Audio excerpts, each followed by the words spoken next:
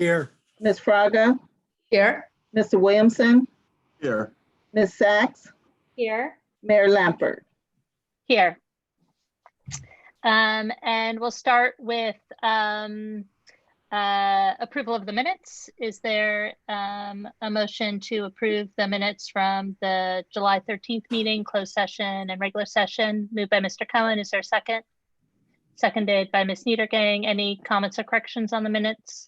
All in favor? Aye. Aye. Any opposed? Okay, minutes passed unanimously. And next we come to announcements. And I'll start with Council President Cohen. Any announcements tonight? No announcements. Okay. Councilman Fraga, any announcements? I do, and I'll make mine a combination announcement and report. And this is on behalf of the Civil Rights Commission. I'm assuming most of you are familiar with the PACE Center's RISE Fellowships, which is recognizing inequalities and standing for equity internship opportunities for students. They come with a stipend of $1,500 for 100 hours of work. And I wanted to both announce and report that the Civil Rights Commission applied to be a partner organization in this racial justice work. And we're thanks to the work of Commissioner Stacy Mann, who wrote the winning proposal. We were matched up with 3 students. And I just want to really briefly tell you about the 3.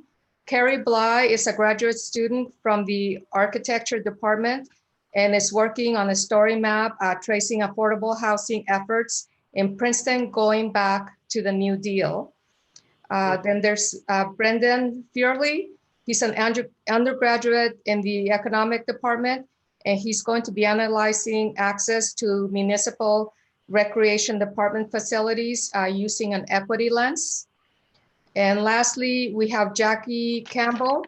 She's a graduate student in English and has partnered with the Civil Rights Commission to report on concerns, experiences, and hopes of Princeton residents, particularly members of the African-American community, and will, especially during this summer that has been marked by COVID and protest and the support of Black lives. They've all already started with their work, and some of you, I know, Dwayne, I already introduced Brendan to you, and in turn made the introduction to Ben regarding his work, Brendan's work on the municipal recreation department. But they'll also be reaching out, maybe through me, they'll be reaching out to other departments when they're in need of data as they do their work. And so the CRC is very grateful to Princeton University for the much needed boost to our capacity to address the urgent needs of racial injustice, and to the municipal employees and elected representatives who have already made themselves available to get these efforts off the ground. Thank you. Great, thank you. Ms. Niedergang, any announcements? No announcements, Mayor. And Mr. Williamson, any announcements? Mayor, I'll make my announcements as part of my reports from the Princeton Recreation Department. Okay, Councilwoman Sachs, any announcements? Yes, so just wanted to mention that a number of my neighbors and people in the community reached out after the storm and said that they had not known where to go to for emergency information. So I think we are working, as we've mentioned before, on getting our Nixle protocols up to date. There's been a change with Nixle, and the default is to send to people's email as opposed to their phone. That's my understanding. But anyway, we're working to adapt to that. But the main thing I wanted to say is, if there's an emergency, at least this time, there was frequent information going out on the municipal Facebook page and the police Facebook page. So if you're on Facebook, those are 2 easy ways to access information. And most importantly, there is the daily update from the mayor, which had real-time information. So if people are not signed up for the daily mayor's update. There's a link on the, Liz, do you want to explain where there are a number of places where people can sign up, right? Yeah, it's on the homepage of the municipal website, princetonNJ.gov. I think when you, and also on COVID-19. So it is really important to sign up for that. And we'll stay tuned for more specific information about emergency protocols. Thanks. And I just wanna, just for honesty's sake, it's moved to Monday, Wednesday, Friday, although during the storm we are doing it daily. Okay, so thanks for that update. Councilwoman Pearl-Lambros? No announcements, thank you. Okay, and I'm gonna ask, we have you might notice a new name on the screen here tonight, Michael Yee, and I wanted to see if there was a motion to amend the agenda tonight to take up resolution 20258, resolution appointing Director of Emergency and Safety Services, to take that up now on the agenda. Actually, Mayor, I forgot to make an announcement. I do that first, and sorry Yeah, about sure. that. So I did want to let people know that the PSRC, the Senior Resource Center, has scheduled their fall fundraiser for October 17th. So people should mark their calendars. It's actually going to be featuring Al Franken. So an interesting choice, and we'll see if he can share his reputation, I guess, by That's interesting. behaving well. Okay, thank you. So I did want to see if there was a motion to amend the agenda to take up 20258. It's been moved by Ms. Fraga, seconded by Ms. Niedergang. All in favor of amending the agenda? Aye. Aye. I hear I see the mouth say aye, so it Aye. passes unanimously. And now we can take up 20258, and I want to pass it over to Mr. DeShield. But before I do that, I just want to say that we are so excited to be welcoming Michael onto our municipal team. He is just comes with an incredible background, so experienced in every aspect really of emergency management and planning, and exactly what Princeton needs right now at this moment when we're facing COVID, we're grappling with climate change and so many really big challenges that we need to be planning for, and we need to be doing in a strategic way. So with that, I want to pass it off to Mr. Shield to introduce Mike to us. Thank you. First, it's my pleasure to reintroduce the council and introduce to the community our new council makes this resolution of appointment, our new Director of Emergency and Safety Services, Mr. Mike Yee. He comes to us from Rider University, where he served as the Commander of Emergency Management and Special Operations since 2013. Mr. Yee has an extensive history, experience in emergency management, public safety. He's over 30 years of experience, and he has a wealth of experience in both the volunteer fire and first aid and emergency first aid services. Mr. Yee has a number of certifications, including certified emergency management, a certified emergency manager, fire official, fire inspector, firefighter, hazardous waste technician, emergency medical technician. Just a wealth of knowledge, and we're really pleased to have him aboard. So I want to welcome you aboard, and we look forward to you being part of our team. Thank you very much. Welcome, Mike. So I think let's vote first, and then we'll see if you want to add anything after we vote. So is there a motion to approve 20258, moved by Ms. Fraga, seconded by Ms. Pearl-Lambros? Any discussion? All in favor? Aye. Aye. Any opposed? Okay, passes unanimously. And Welcome, Mike. Welcome. yeah, welcome. Welcome. You're muted, unfortunately. Thank you. Thank you very much. Trying to see if We can hear you. We can okay. hear you. Thank you, Mayor Lampert, Council, and others for providing me with this opportunity to serve as the Director for Emergency Services. I'm very excited about taking this step and engaging with Princeton's community to refine our preparedness, working with the fire department to ensure that we're prepared for emergency responses, and working with the community to identify any areas of concerns that they have. Listening to the comment earlier about refining Mitchell and other ways to communicate. So thank you very much for the opportunity. Great, thank you so much. And congratulations. Congratulations. Congratulations. Congratulations. We're going to keep you busy, I'm sure. Thank you. I've already been in touch about our first emergency planning meeting. He's going to hit the ground running. Thank you, Mike. Yeah, Absolutely. thank you. And I forgot my one additional announcement, which is I wanted to just thank the staff for the tremendous response to the enormous storm we had. And I was told that it is right up there with Hurricane Irene. It was,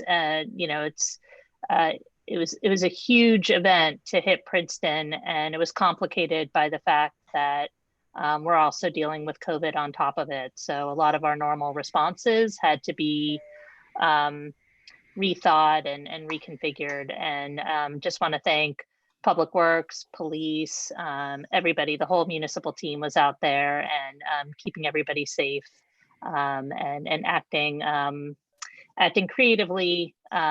Given the challenges. So I want to thank everybody for a job well done, and also thank Deanna Stockton too for pushing PSE&G to not forget us here and to get our power back on, and also to get our cell service back on too. So people's wireless was working. So thank you.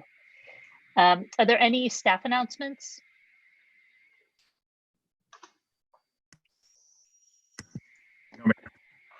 Nope. Okay. Then we can move on to public comment for items not on the agenda. And we're going to start with some of the comments that were emailed in ahead of the meeting. And you can, if you're listening in right now and it's easier for you to send in an email, you can continue to send in an email.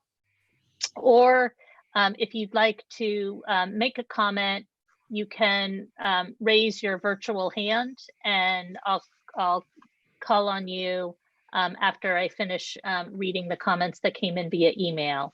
And just a reminder, this is for items that are not already on the agenda. However, there were some comments that came in on the police report, and I'm going to be reading those here since when we have a report, it's the way we have our agenda structured. That's usually a conversation just between council and the chief or the captain in tonight's case.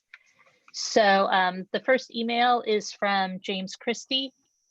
Hi, I work with municipal aid, and I have a few questions about the internal complaints to Princeton Police from 2019.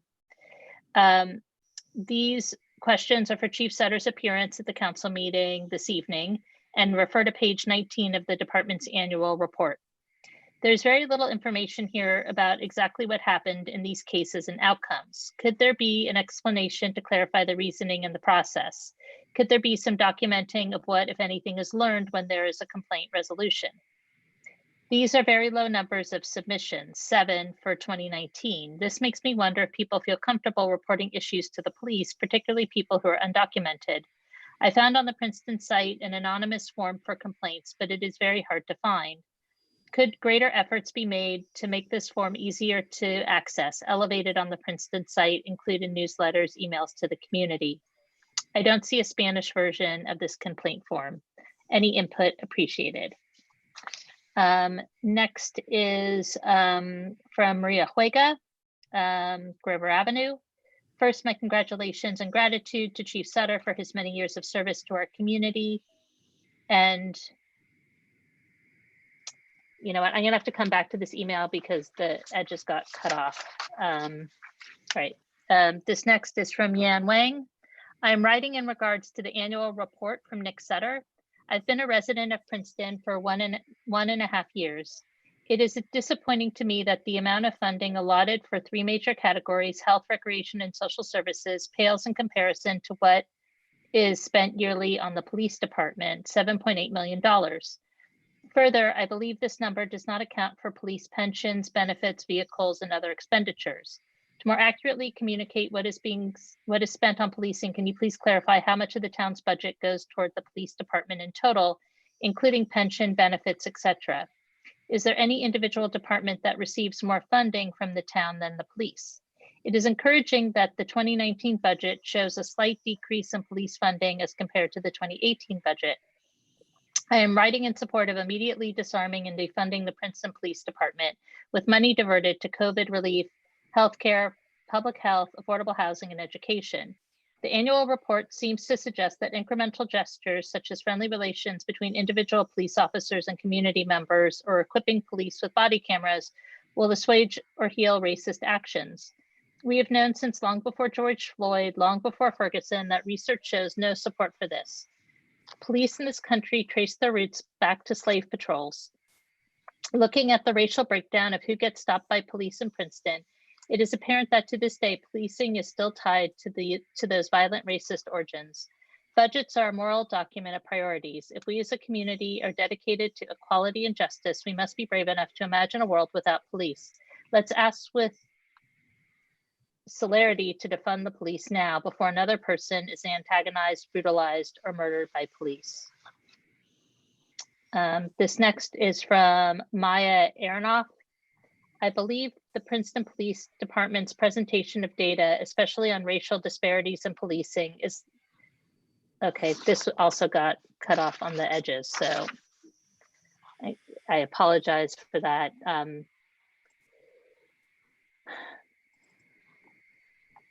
There were some issues. There were some technical issues with how the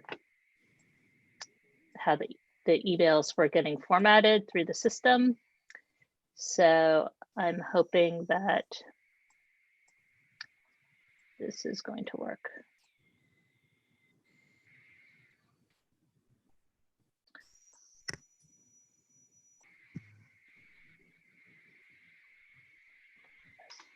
Okay.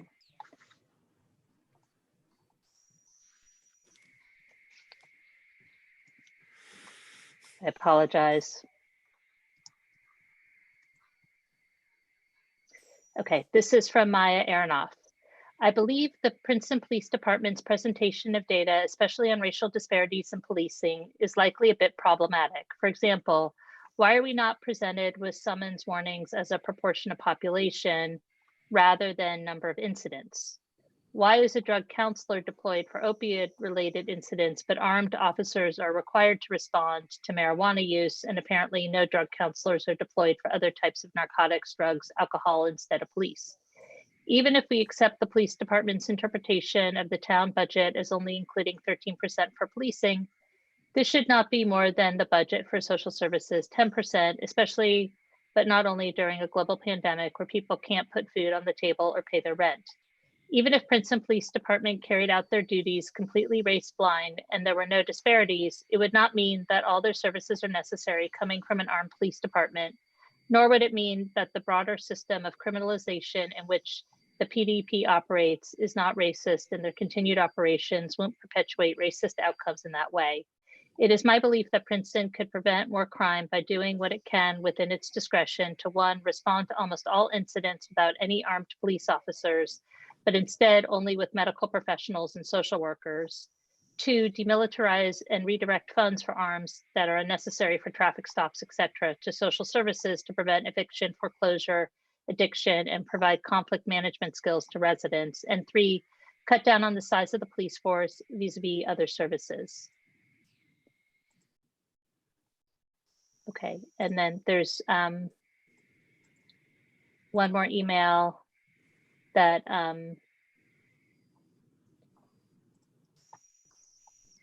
need to read. Okay,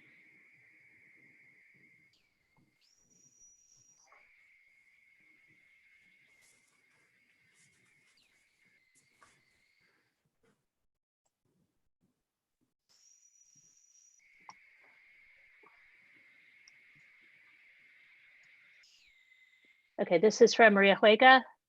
First, my congratulations and gratitude to Chief Sutter for his many years of service to our community and his leadership in making significant improvements to the Princeton Police Department over his tenure. We will miss you. My best wishes on your retirement. I would like to comment on the figures provided on page 69 of the Police Department's annual report in answer to the question of how much is allocated for policing versus other parts of the budget. The figure of $7.8 million is cited as the 2020 cost of policing and compared to 6.8 as the combined cost of health, recreation, and social services. I believe these figures are incorrect. The 7.8 million does not include the 900,000 cost of police dispatch, 911, nor the 1.9 million contribution to the police pension fund, as compared to 1.4 million to the pension fund of all other municipal employees, although police employees only represent about 25% of the total municipal workforce. It's unclear which departments other than Health, Human Services, and Recreation are included in the $6.8 million figure, but the combined salaries and expenses of these three departments amount to little under $1.5 million.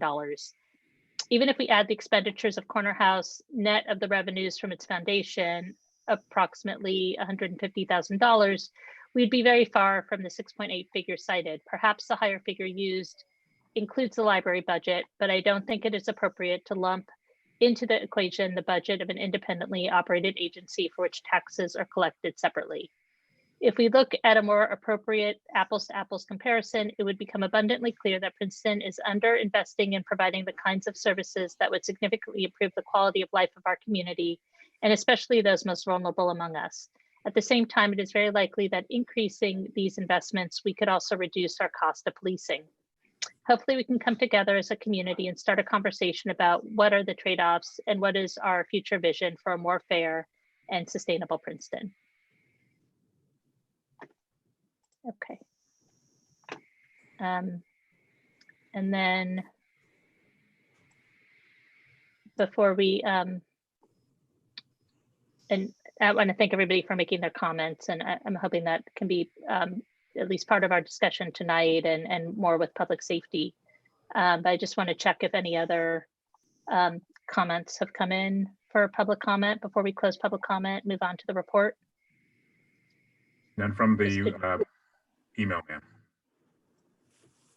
There is more on the email? There is not any. No, okay.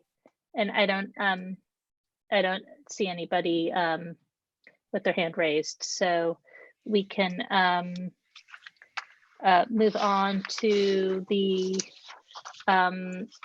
police report. And normally we have Chief Sutter with us here tonight, but I'm very happy to introduce Captain Chris Morgan to walk us through the 2019 annual report. And this is an extensive document. So I want to thank you for all of the time that goes into assembling all the data for this. And I know it's like a little later than we normally get to this report, but this has not been a typical year. But we're glad to have you here with us tonight. Thank you. And if you want to walk us through what, any of the highlights that you want to bring to our attention, and then we'll open it up for council questions. Sure. Thank you, Mayor. Thank you, everyone. It's good to see everyone. Hope everyone is doing well. Unfortunately, just to start off with some tragic news, we put a press release out earlier today, and I'm sure everyone is aware. The police department right now is investigating what we believe to be a suicide at the Spring Street garage.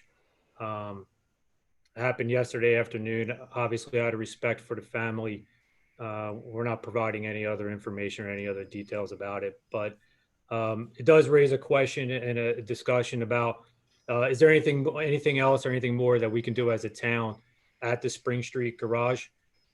This was our second suicide there in, I would say, the past 6 years. And there was also 2 other attempts that thankfully members of the police department were able to prevent. So it's just something, maybe not at tonight's meeting, but so hopefully sometime in the near future, we can talk about maybe some type of a physical barrier or some other type of deterrent that may help prevent this in the future. Um, so yeah, tonight is the 2019 report. Like you said, Mayor, it's very extensive, but for those at home who may not be aware, every year the police department puts together a summary of its prior year's activity, just to inform the public that some of the activities that have been taking place within the police department. And I would say since consolidation, this is by far the most comprehensive report that we have put together thus far. Not only is there just a ton of information, but there's a significant amount of data as well. And we are very, very much aware that there are a lot of concerns in the community right now in regards to policing. Some of that is evident by some of the public comments. It's not just in the community here, but it's throughout the state and across the country. You see it on the news. But this is our way of being transparent. We know we're not perfect. We're always trying to be better. And part of that is listening to the community and understanding what their concerns are, and having a dialogue and open conversation and moving forward from there. So tonight, again, it's close to about 80 pages. This document, it'd be very difficult, obviously, to go through everything, but there are some topics that I believe are important to bring out tonight, and some of them have been previously discussed. So if you have it in front of you, if you go to page 9, and it discusses marijuana arrests and some of the data, and just talking about having conversations with the community. Ms. Niedergang and I were fortunate enough, and thank you to her for setting it up, a conversation with some Princeton University students earlier last week. It was just a great dialogue, and I think everyone was able to take something away from it. So thank you for doing that.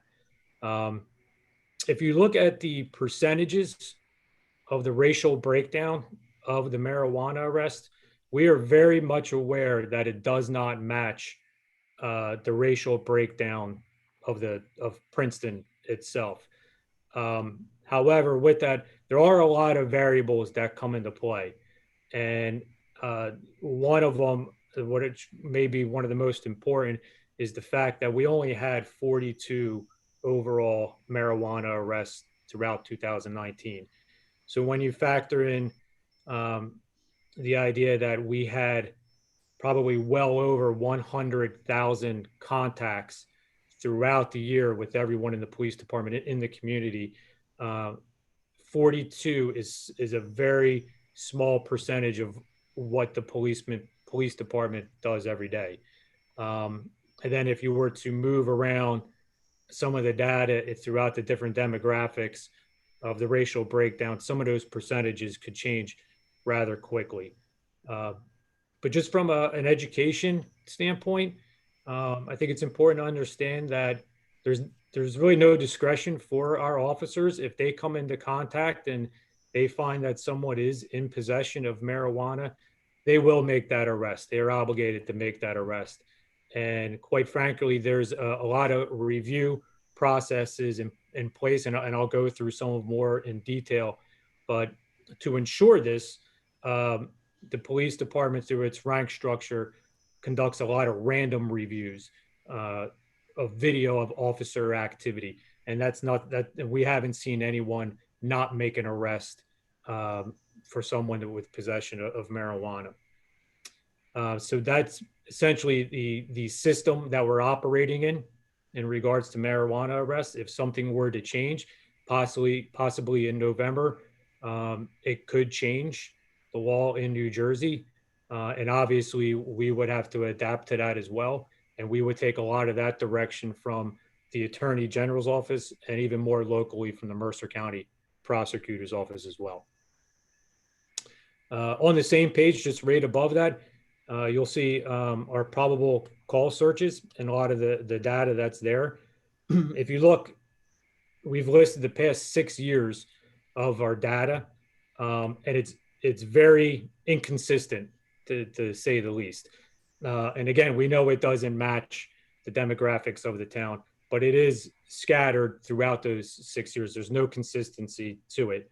But again, there was only 27 probable cause searches in 2019. So if you look at the fact that we made 9,000 motor vehicle stops during the year, only 27 of those 9,000 did officers actually conduct a search of a vehicle. Again, it's important to know that whenever there is a probable cause search, the shift supervisor arrives on scene prior to the search taking place to make sure that it is proper and is lawful. The supervisor will then also go back and review the video to see about anything prior to his or her arrival on scene. And then every probable cause search is also then reviewed by the patrol lieutenant. And all of these reviews are documented. So there's an abundance of oversight throughout the police department for a lot of specific, high profile, I guess you could say, type of actions on the officer's part. On page 13 is our use of force data for 2019.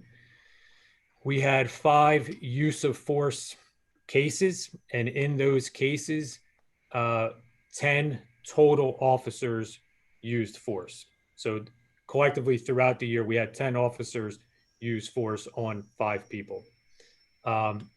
If you look at our data, not just from this year, but even in previous years, and we've submitted some of this information, I believe through public safety about some of our data with use of force from previous years, you'll see that the overwhelming majority of our use of force is dealing with people that are in crises. So a lot of times we may get a phone call from a family member or a friend saying that they have someone that's in crises and needs help and needs to get to the hospital. And a lot of times we're the first ones on scene. And, you know, if they're in crises, they may not be in the right frame of mind, and they may be resistant to going and getting help. But in order to assist the first aid squad and ensure transportation to the hospital, sometimes we do have to use what's the lowest level of use of force, which is a compliance hold, just to kind of restrain them to get them into the ambulance so that they can get help.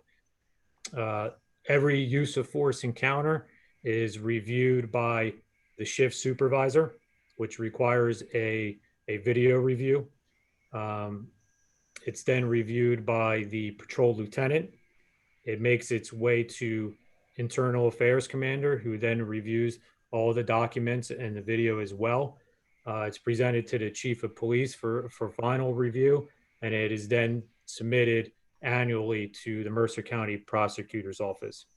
It should be noted too that, in fact, effective today, the state went live with their use of force portal for Mercer County. So now all use of force effective today in Mercer County is going to be reported directly to the state for their data collection analysis. So they'll have all the information regarding Princeton police and the individual officers.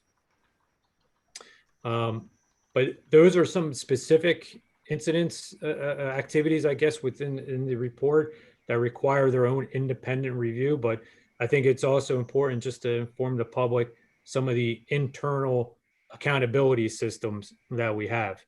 The first would be our early warning system. It's a system that's created and mandated by the Attorney General's office. It tracks officer conduct to see if there's any patterns or trends of behavior prior to them escalating into misconduct. So it's a great management tool that all supervisors are able to review the program to see what type of officer conduct there is.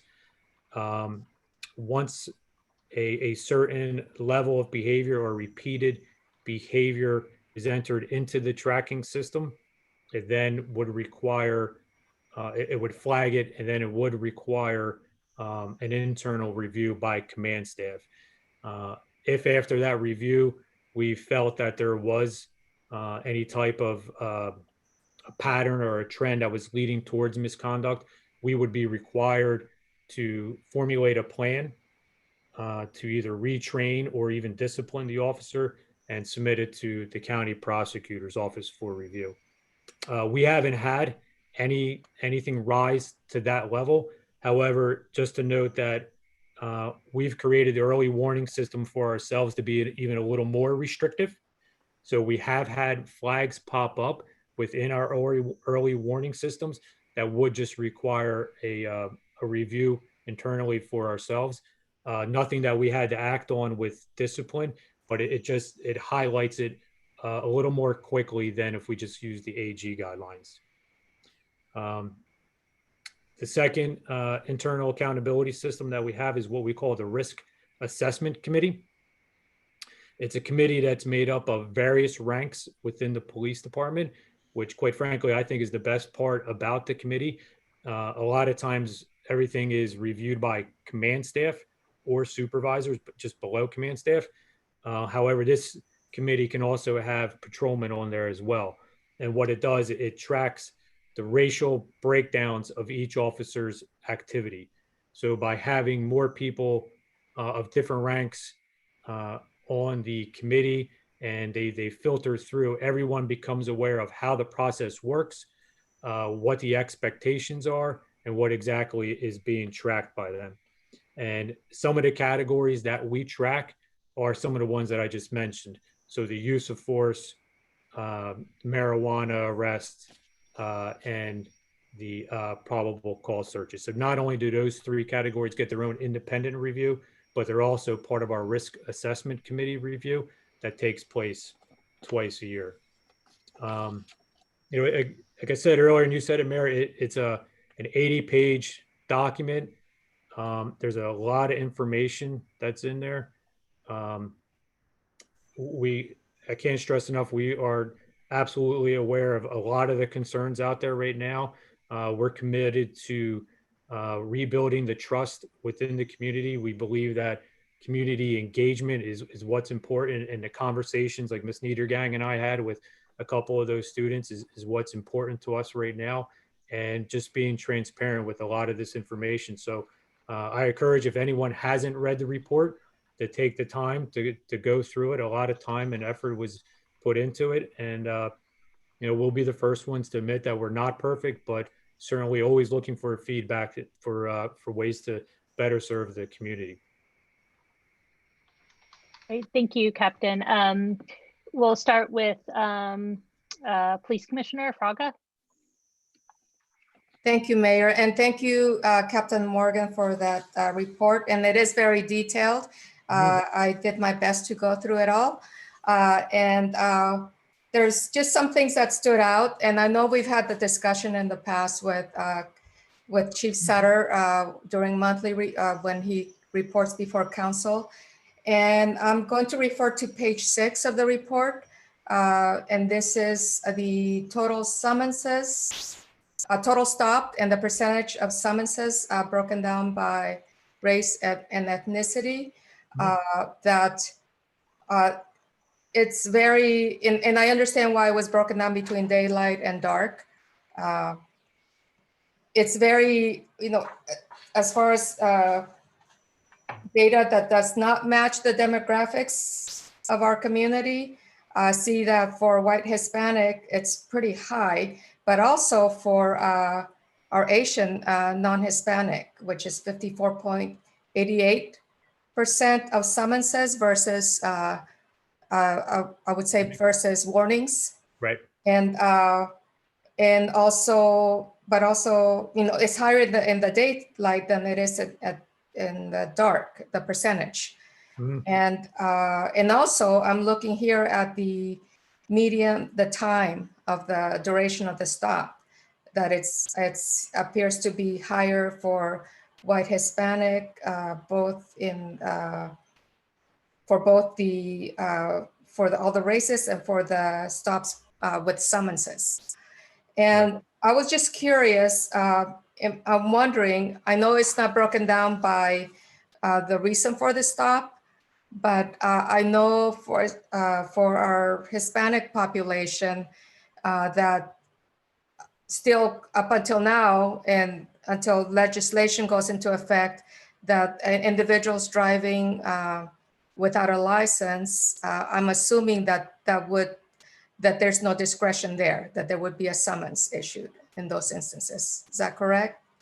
More than likely, yes. So just to address some of that information that's in there, we're well aware of that. That's something that we try to continue to review, and something that we're going to review after this as well. I believe it was brought to our attention the end of 2018, 2019 regarding, or the beginning of 2019 regarding the ratio of warnings to summonses with certain categories. We did go back and review it. We found that in some of the categories that where there was more likelihood to be issued a summons, that the summonses in that particular race category were more significant traffic violations. So a high excess of speeding or an accident with property damage, where we would fully expect our officers to go ahead and issue that summons. But it's a great point. It's something that we need to be aware of, and we are. It's something that we need to continue to monitor to make sure that everything is proper. And after this, that's something that we will go back and do a select data group and see what the summonses are being issued for, as well as seeing if we can incorporate something like that maybe into our risk assessment committee. Okay. And is there, do you already have some thoughts on how that could be addressed? As you have more time to review and assess the data as to, would it involve more training or also perhaps on how discretion is used? Well, I think first we would have to identify what the issue is, or why perhaps the length of stop is what it the level that it's at. Is there a language barrier, or is it something less significant, or is it something improper? Again, we do a tremendous amount of reviews already. We do random reviews. We review all arrests. So we haven't seen anything that would be improper, but it's certainly worth for us to go back and dig a little bit deeper to see if there's any issues that we need to be aware. No, and I understood that there are certain violations that where discretion, there's not much room for discretion, but I would really like to understand that, as far as what's happening, because when we just look at the report each month, or when it's reported, that it does not match. The data does not match our demographics. So really like. But just something to consider is that our motor vehicle stops aren't always going to match the demographics of the town. There's a lot of people that drive through town that just aren't from Princeton. So I think the demographics themselves change throughout the day. But just to go back to your previous point with the ratio, again, that's something that we will review to see where we are with that. Okay, thank you. Sure. Ms. Niedergang, and then Mr. Williamson. Thank you so much, Mayor. Thank you, Captain Morgan. I really enjoyed our conversation, which I think was now 2 weeks ago. And I think the university, I was going to say last week, but I know he was on vacation last week. So the university students did as well, and you'll probably be hearing from them in the future. I had a similar question to Councilwoman Fraga's, but I think you've answered that. So I do have some other issues that I'd like to address. So one issue that I think has come up that has helped me really understand the data and that you haven't addressed yet is warrant stops, and how that law has changed, I think, in the last couple of years to allow more discretion there, but that didn't allow much discretion in the past, and anybody with a warrant had to be arrested. And maybe you could just, I have a few more questions, but maybe you could just explain that, because that really shed a lot of light for me on being able to understand the data that I'm seeing. I'm sorry. So it's always been whenever there's a warrant by by order of the court, the officer was obligated to make that arrest. No, there was no discretion, regardless of how much that warrant was for. However, recently, a few years ago, perhaps, a directive came down from our county prosecutor that any warrant under $500 that was issued from within Mercer County, we were not to arrest and just reissue a court date within that county or within that municipality, but it was only within Mercer County. So the system hasn't changed statewide for us. It's just changed within Mercer County itself. So I think something that was kind of an aha moment for me is that if certain communities are over policed and people get issued a lot of traffic tickets, a lot of speeding tickets, a lot of whatever, and those people then get stopped in Princeton, you guys have not had and still only have some discretion in terms of executing an arrest for that warrant, even though you might not do that if were you free to make a decision Correct. yourself. Correct. So a couple of other issues. One of the things that came up in our discussion with the students, and I'm glad Mikey is still here on this, that we talked about with him as well, was the idea of developing a second responder program or some way to address, I mean, as you said yourself, police are called on to do so many different things, and they're not trained social workers. And, you have limited training in a lot of different areas, but there are many things that other people would do better. And I think you said you were the first to admit that. And so I wanted to just get some feedback from you about how you feel about having the police step back more in doing certain actions once you feel confident or the department feels confident that there's not a threat to public safety. Sure. So I think there's two ideas that are out there being discussed, and the idea is having second responders where we would still be the first ones on scene, but then someone else would come in and assist and perhaps take over the scene. And then the idea is that we would be, if needed, the second responder, and we wouldn't even respond to the scene in the first place. I think both are warranted of discussion. Like you said, I fully admit that we get tasked with a lot of responsibilities. We try to do them all very well, but again, we're not perfect in every way. And if there's a program out there that is going to help the community and help us be a better part of the community, even if that requires us taking a step back, that's something that we would fully support and even be a part of help developing it. Okay, thank you. And the last issue I wanted to address, because again, this really helped me understand where this department is the issue of recruiting. And I know Chief Sutter has been fond of saying that you can train someone to be a good police officer, but not a moral human being. And Princeton has been really lucky, I think. I might be off a little bit on the numbers, but I think the last job posting, we got something like 800 applicants for just a handful of positions. And that enables you and the senior officers in the department to really make sure you're getting people who are interested in policing for the right reasons. And could you just talk a little bit about Sure. your thought process on that? Yeah. So since consolidation, anytime that we've held a recruitment process, we have brought in 600 to 800 applicants, which quite frankly is an incredible amount of people to see at a municipal level.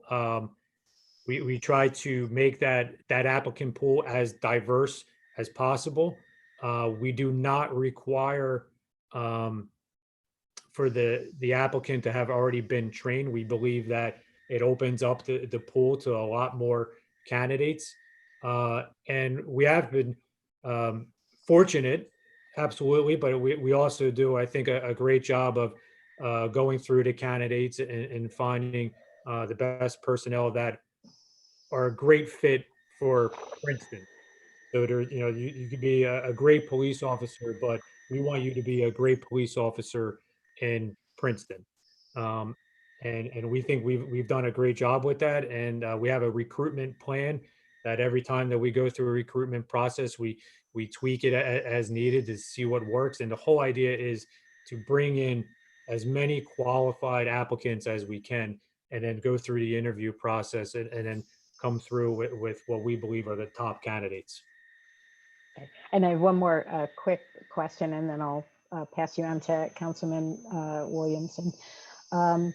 So the information that Councilwoman Fraga was referring to has generated by the Rutgers Police Study in 2015 to 2016. And that data is really interesting, but now it's significantly old. I mean, 5 years is pretty old. I'm wondering, I don't know what the cost would be, or if there's a possibility of generating some of that data again, daylight versus dark stops, and some of the other breakdown. I think that was really useful, and I'd be interested to see what kind of trends we'd see, and just your thoughts on that. Yeah, absolutely. It was an eye opener to us, to quite honestly. It wasn't a way of analyzing our data that we had even anticipated. They had several very skilled people that were able to go through a lot of our data and break it out in a lot of different ways. That's something that personally, and myself, and I know the command staff would certainly be more than willing and welcome any type of external review to come in. Again, we believe in being transparent. We believe in being honest with our community and developing those relationships. And if bringing someone in to take a look at our data helps with that, and if there's something in there that we can do better, by all means, we would love for someone to point that out to us so that we can make the appropriate changes. But yeah, we would absolutely welcome any type of review like that. All right. Thank you so much. Yeah, thank you. Captain Morgan, thanks for a pretty comprehensive report. My questions actually go back to some of what Councilwoman Fraga brought up. Of course, anyone looking at the report would be concerned about the disproportionate arrests when it comes to, let's say, people of color relative to the population here in Princeton. And I also understand that we have different people trafficking through Princeton. So when I say trafficking, I mean moving through Princeton or may be visiting, et cetera. That also can be part of the arrest. That said, I'm just wondering from a police procedure perspective, what is the typical impetus that leads to a marijuana arrest? Is it someone calling 911? They see someone smoking it? Is it someone standing outside? Is it basically, if you could just enlighten us on what actually leads to such an arrest? Sure. So I would say the vast majority of our marijuana arrests, if not almost all of them, come from a motor vehicle stop. So Okay. it'll be a motor vehicle stop.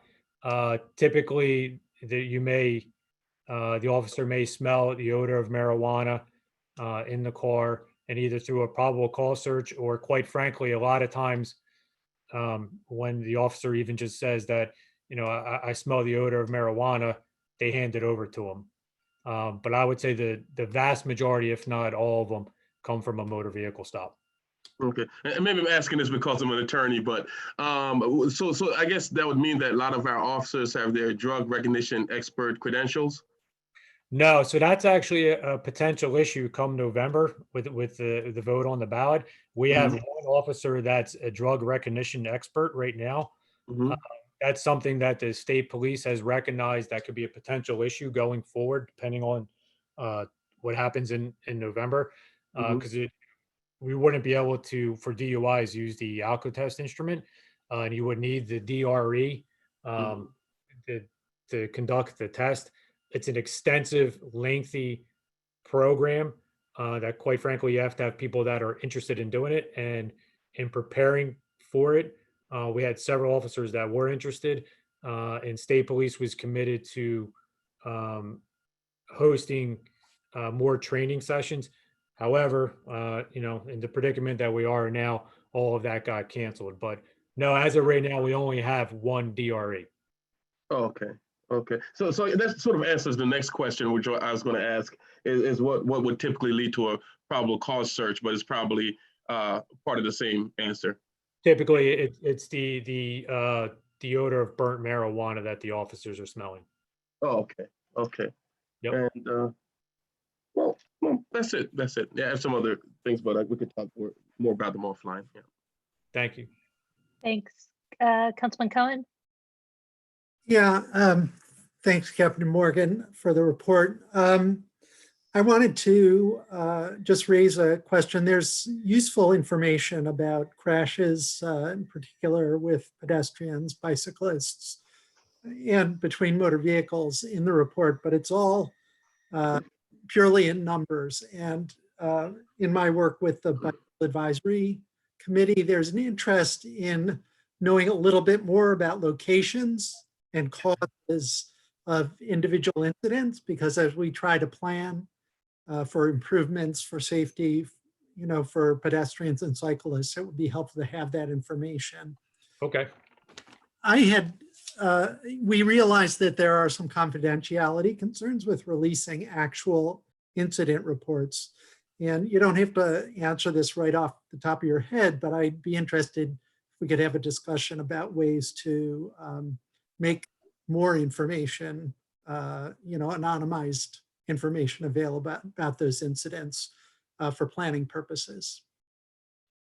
Okay. I think that's something certainly we can accommodate, that we can bring towards the committee for further review if it would help with different street locations. Mm-hmm. Great, thank you.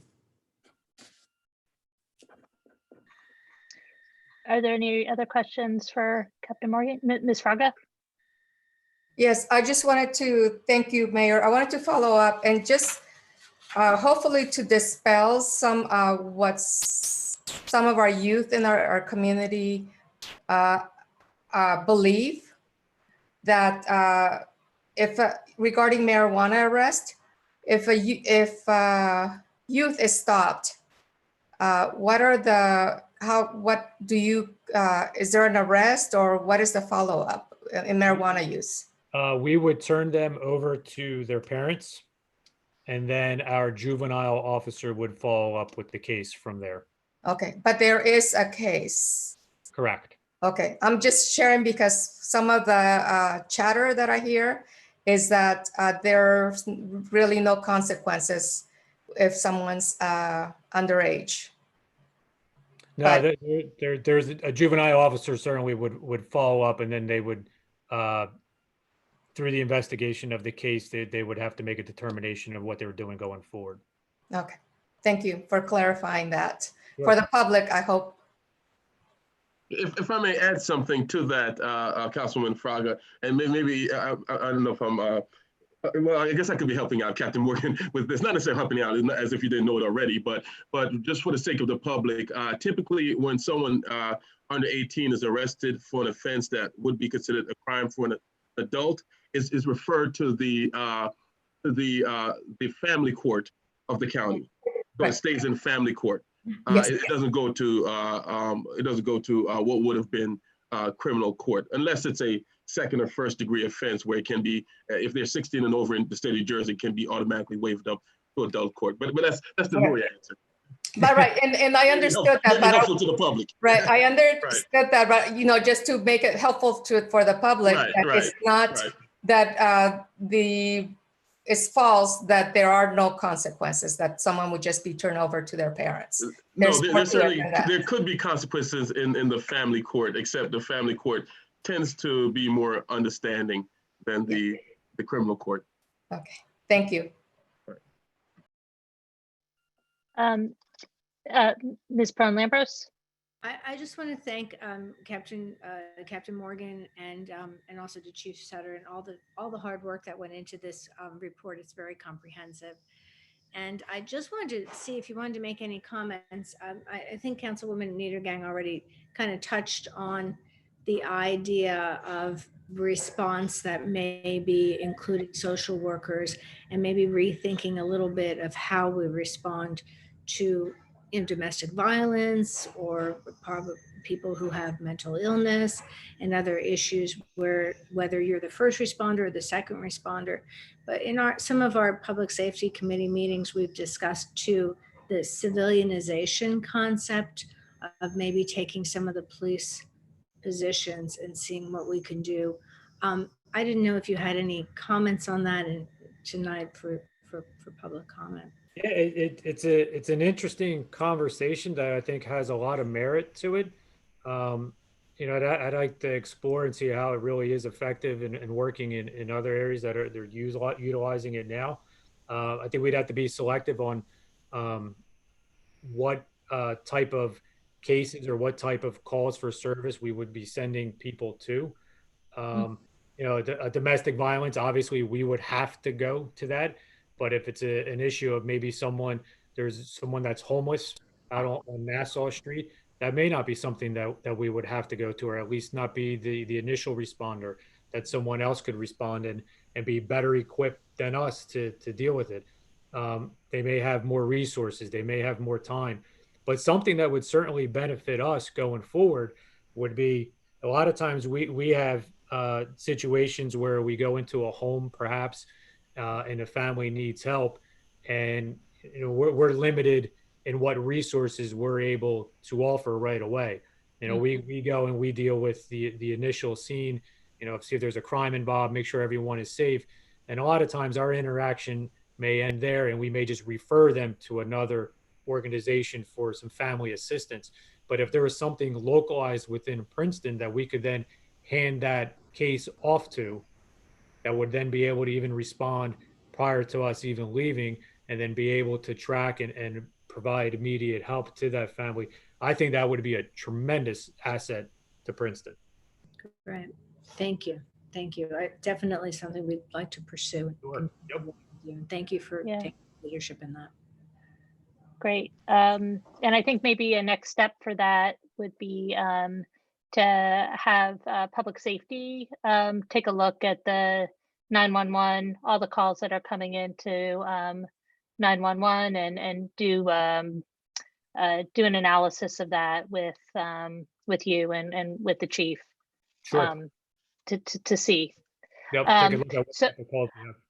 So I also want to add my thanks for all the work that went into putting together this incredibly comprehensive report. But I actually want to ask about something that's not in the report. There's been some articles nationally about a trend in people buying more guns.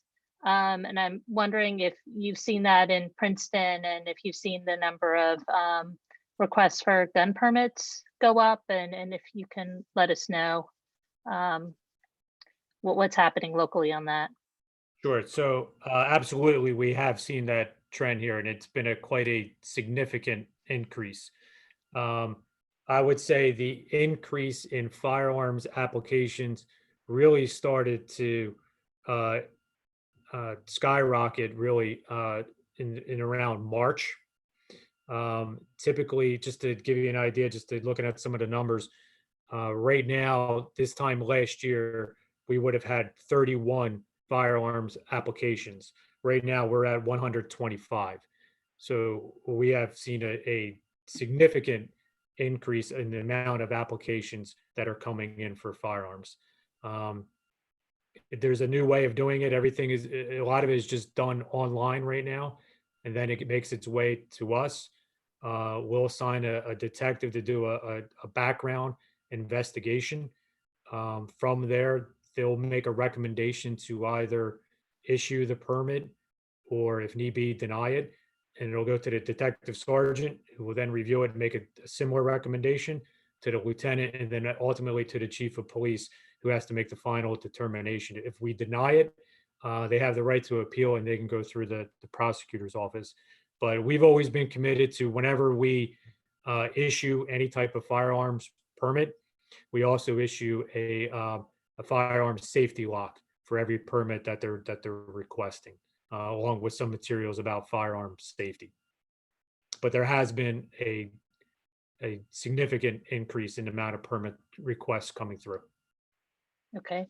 Yeah, thank you. Mayor, if I can ask a follow-up on that.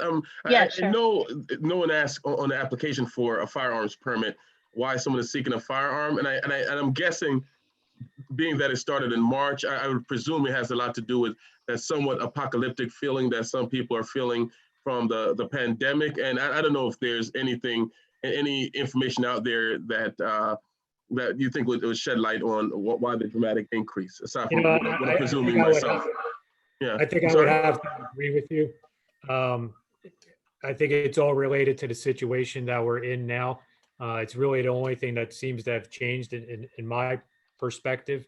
It's not just a handful that we've seen increase this year. It's a 125 to 31. It's a large increase. And I think it's all related to where we are now. I would agree. Okay, thank you. Thanks. Well, if there's no final questions for the captain, I want to thank you for coming tonight and your time. And there was one more comment that had come in for public comment that it was my fault. I forgot to read it, so I'm going to read it right now. And I know we didn't speak specifically about some of the budgeting questions that came up, but I just would like to respond to all the residents who commented on that myself and the council, we're following the discussion both nationally and here locally, and we're committed to taking a look at the budget and making sure that we have a commitment to public safety in the full sense of that term. And I think that we're really lucky here that we have a partner in the police department, and that we want to be looking more creatively than I think we have in the past about response, and doing that in a way that is making everybody feel safe and protected, and that they're being treated as a full human, and getting the help that they need. So let me read this last comment, which is from Lisa Seriosol. And here it is. In the Princeton Police Department's 2019 annual report, I am gratified to see that the report highlights efforts by our police force regarding bicycle safety. The many quote unquote tickets for ice cream and pizza mentioned on page 44 goes a long way to reinforcing good behavior that the Princeton Bicycle Advisory Committee also encourages. However, as these young riders grow up, hopefully our town will advance the needed improvements in infrastructure that could prevent them from becoming motor vehicle accident statistics mentioned on page 52. From 2015 to 2019 of the bicycle incidents reported, there have been 70 accidents with bicyclists over a 5-year period, with a 14 accident per year average, and 56 bicyclists injured over that 5-year period, which is 11 on average per year. The annual report from the police also lists pedestrian accidents, those injured and sadly those killed in the past 5 years. With more bicyclists and pedestrians out walking and riding on Princeton's roads these days, and with the approaching school year, I'm doing everything I can professionally and personally to promote bike and pedestrian safety. PBAC and its friends of all ages are extremely grateful for the efforts of our engineering and public works departments who have established 10 plus miles of bike boulevards that create a loop around town as part of the bicycle mobility plan. This route connects the public schools, some of the private schools, as well as the choir college, the seminary, and part of the university. In addition, there are newly installed bike routes that extend from the bike boulevards loop. Recently, a small group, including members of council, the Board of Education, university staff, and members of PBAC, took a ride to appreciate the bike boulevard loop. While we all enjoyed the route, we also have seen the need for more signage and pavement markings, as well as education and publicity in order to improve the safety of the bike boulevards. Improving the safety of bicyclists and pedestrians is the primary goal of PBAC, and we are asking urgently for an increase in funding to be allocated toward finishing the installation of the bike boulevards. In your upcoming capital spending discussions, PBAC urges the mayor and members of council to allocate expenditures to complete bike boulevards while continuing the municipality's plan to repair sidewalks and side paths. Okay, so thank you for that, Lisa, and that will certainly be part of the budget discussions as we move forward. All right, thanks, Captain. Again, we appreciate your time tonight. Thank you, Mayor. Have a good night. You too. Thank you. Okay, now we'll continue with council reports, and I guess could just see if there's anyone who has a report. Okay, so we'll do Council President Cohen, Councilman Williamson, Councilwoman Sachs, and then Councilwoman Pearl-Lambros. And anybody I forgot, we'll do after that. So we'll start with you, Mr. Cohen. Thanks. So I was going to report on the ride of the bike boulevards that we did about a week ago, but since Lisa already mentioned that in her comment, I'll just gloss over it and talk about the Stormwater and Flood Committee, which has really been making some excellent progress updating our local stormwater ordinances to comply with the new state stormwater regulations that came out earlier this year and that we're required to harmonize with by early next year. We had a meeting last Friday and there were a number of attendees from the university, and they gave us comments on some of those proposed new regulations. And I think we were very close to agreement on what they should look like. So council should expect to see ordinances to update those stormwater regulations within the next month or so. Great, thank you. Mr. Williamson? Thank you, Mayor. Just a report, and I'll include, I guess, one set of announcements here from the Princeton Recreation Department. An update on how well things are going at Community Park Pool, considering we're operating in this very unusual COVID environment. The pool has welcomed more than 16,000 patrons into the facility since it opened on July 13th. They are offering swim lessons 7 days per week, which is one of the most important services that the pool offers to the community. Most pools have decided to most pools that decided to open canceled their swim lessons. So just have to bear that in mind. And we at Princeton have found a way to do it right and to do it safely. Our financial aid program continues to assist Princeton families. We received approximately 100 applications for assistance, and 100% of applicants were approved for financial aid. We're able to quickly redesign some of our summer programs to comply with new safety and health rules sent down from the state. And of course, those also comply with the CDC. We've offered 2 weeks of youth track program, which sold out, 2 weeks of a skateboard program, which sold out, and a combined 5 youth basketball clinics, 3 days each, all of which are sold out. In addition, the department worked with Princeton High School coach Samara and Smirk, I hope I'm pronouncing it correctly, and I should know this since my daughter ran track for Princeton High School this previous school year, to offer a high school track clinic open to current high schoolers and recent graduates that include an official timer, so athletes who needed to record official times for future qualification, well, they included an official timer for those athletes who needed to record an official time for qualifications they may need in the future. Wanted to make a note that the Princeton Recreation Department offices have remained open amidst this environment and has hosted over 1,600 visitors. Also, the department is employing right now over 100 seasonal employees, so offering a means of income in this economically challenged environment. And they have already paid about $80,000 in wages to these seasonal employees. Thank you, Mayor. Thank you. Councilwoman Sachs? Yeah, I wanted to just provide a brief update on the Public Works Department because we haven't had one in a while. Just starting with a big thank you to Dan Van Mater, who's been at the helm and keeping things going this year.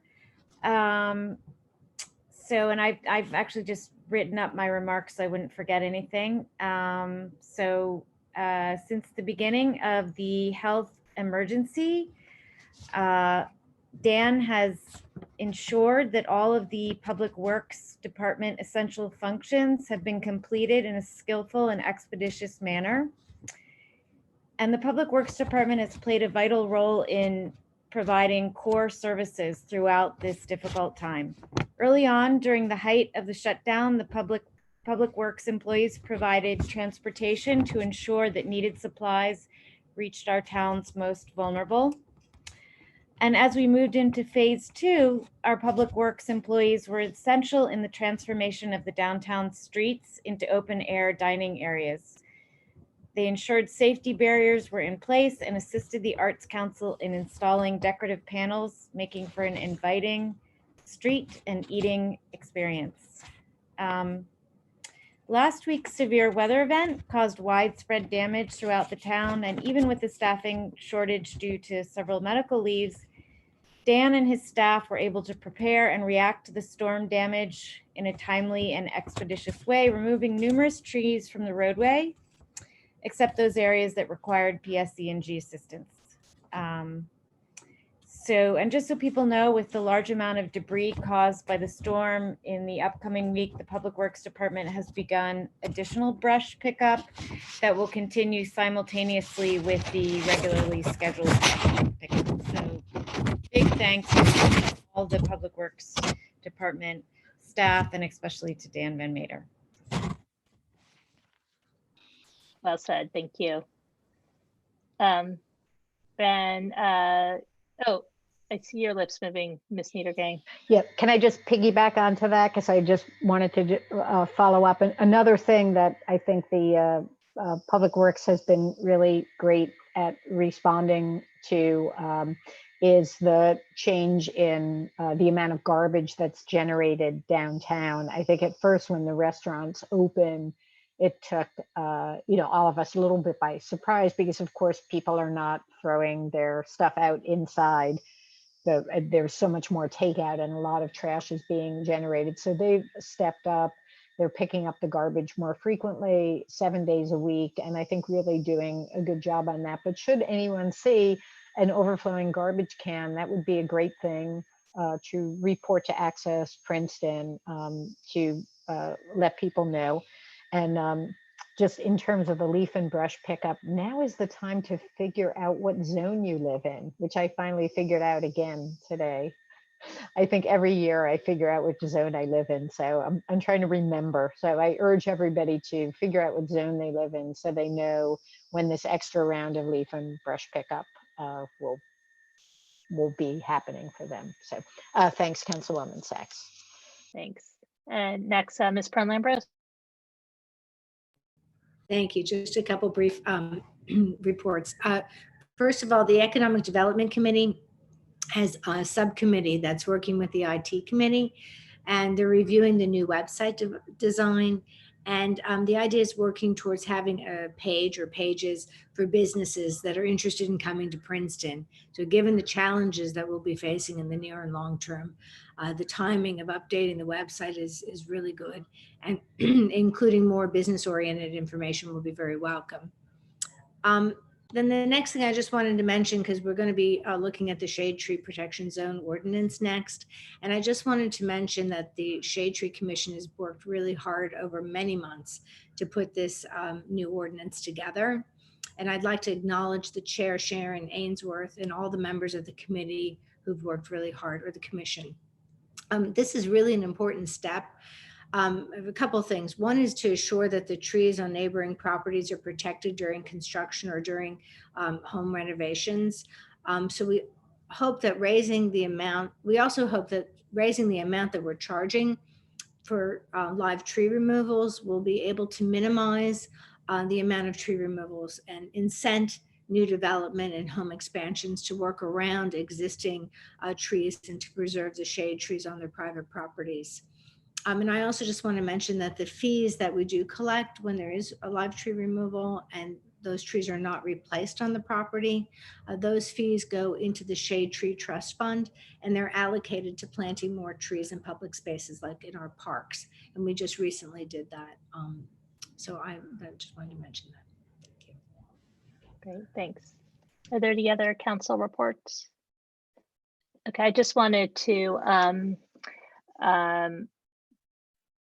remind everybody that this is just a extremely challenging time, I think, for each and every one of us, and that there are mental health resources available on the princetoncovid.org website, and that you know, the horrible event that happened over the weekend, I think, is just another reminder that it's important to check in with ourselves and check in with the with our friends and our loved ones, and you know, make sure that people know that it's it's tough for everybody. It's really a tough time for our kids. It's a tough time for parents. Tough time for everybody. Just, you know, trying to go about their normal lives and realizing that you can't. So help is there. There's help for in different languages. There's help available on a sliding scale. There's help that doesn't cost any money at all. So if you need help, please check the resources on princetoncovid.org. And with that, I am going to see if there are any staff reports. Yes, Mayor, I have a report. Okay, Ms. Stockton. Yes, so I just wanted to give an update on the status of the PSE&G restoration. I've been working with police and emergency management through the storm and the period after to keep track of where we were at with the electric and telecommunications restoration. And I'm very happy to report that as of the council meeting tonight, all of the PSE&G outages have been restored. So we have full electrical operation. Yes, definitely in Princeton now. When we started the meeting, we still had one outage showing on the map. So I was happy to get the report that everything has been cleared up. And we'll be working closely with the new director of emergency management to make sure prior to storms that the public does have the critical phone numbers and email addresses that they need for the various services. I will also note that when you have power outages, there often is accompanied issues with telecommunications. And that's I think, especially challenging now with COVID and everybody trying to work at home and have some sort of a normal life. So we do keep in contact with Verizon, Comcast, and the third-party providers who work with those entities to provide cellular service. And they have all been restored except in one location. There's one location on Cherry Valley Road where providers still have a limited service. It's AT&T, Verizon, and T-Mobile. But otherwise, say on Friday, I think we had about 18 places down, 18 cell sites down. So it was much improved over the weekend. And then the other update I had is regarding the stormwater outfall mapping. This was something that we mentioned at the last council meeting, and it's been in the mayor's updates.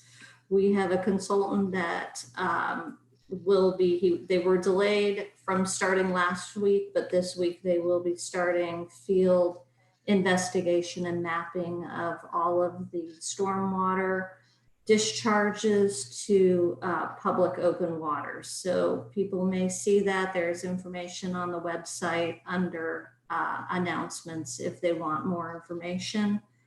And then finally, in terms of applications, I usually in July and August, I try to get a gauge for where we're at on zoning and engineering applications. And currently we're down 20% for zoning applications, but the engineering applications, which are usually due to additions, pools, patios, and new homes, we are up 400%. And specifically related to pools, additions, and patios. So I imagine that may be as a direct result of COVID and people being at home full time. So we'll give you another update probably in October, and then at the beginning of the year next year on those numbers. Great, thank you. Mm-hmm. Are there any other staff reports? No, ma'am. Okay. Okay, so we'll move on then to ordinance introductions. And the first ordinance introduction is 2020-26, an ordinance by the municipality of Princeton concerning tree protection zones, tree replacement fees, and contractor registration, and amending the Code of the Borough of Princeton, New Jersey, 1974, and the Code of the Township of Princeton, New Jersey, 1968. And Ms. Maddox, good to see you. Hello. Hi. Can you walk council and the public through the highlights from this ordinance? Absolutely. The impetus for the updated ordinance is really to strengthen and clarify the requirements for tree protection zones, which are the areas beneath the trees, a certain area beneath the tree to protect the root zone, as well as measured from the crown. So the idea is to clarify these requirements and to better define what a tree protection zone is. So that was some of the main changes to the definitional section, is to provide, instead of a one-size-fits-all definition for what a tree protection zone is, to essentially allow the enforcement officer to address it on a case-by-case basis, because every tree is different, every situation is different. Then in the substantive portion of the ordinance, let's see, that's 2220. The language changes, provides more specificity as to what needs to be done in the tree protection zones and how contractors are supposed to protect those areas. And as Ms. Perrone-Lambros indicated, a major change is to ensure that contractors are going to protect the tree protection zones for trees on neighboring properties. Now, this doesn't allow contractors to go on the neighboring properties, but the idea is that many times the tree protection zones are on the sites where construction is happening. So contractors are able to actually protect those areas to ensure that the trees on the neighboring properties are protected. And then a lot of the other language for the tree protection zone just really further clarifies the procedures that are essentially in place, but it codifies what is to happen. So if for instance, if work needs to happen within a tree protection zone, a contractor cannot protect the tree, the contractor has to make an application to essentially remove that tree, because the damage to the root zone will essentially negatively impact that tree, such that a tree removal permit is necessary.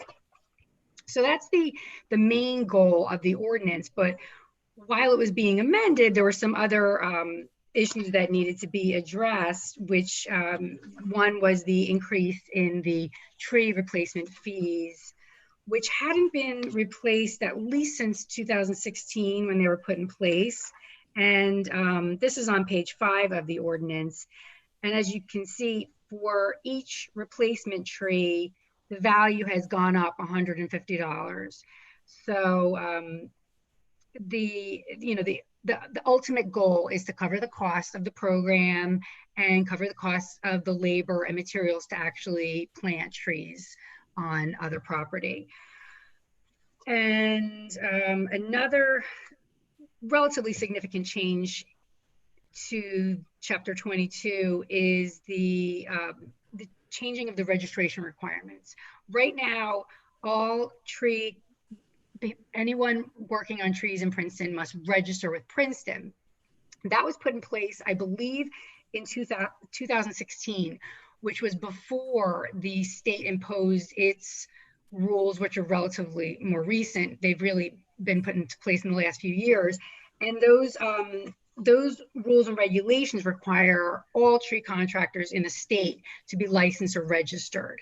So previously, the reason that the municipality regulated this and required registration was because there was no state regulation. But now that the rules have been implemented and the state has really taken an active role in ensuring a comprehensive system, the idea is that Princeton doesn't need the local registration requirement any longer.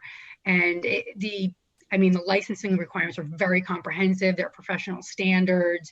I've looked through them, and everything that was intended originally by the contractor requirements are covered by the state. And we can always go to the state and request their assistance, and that someone be dealt with, either that is licensed or not licensed. So the state does prohibit people from working if they're not licensed or registered with the state. So another idea is maybe to educate the public to make sure that they hire their tree contractors are all either registered or licensed by the state.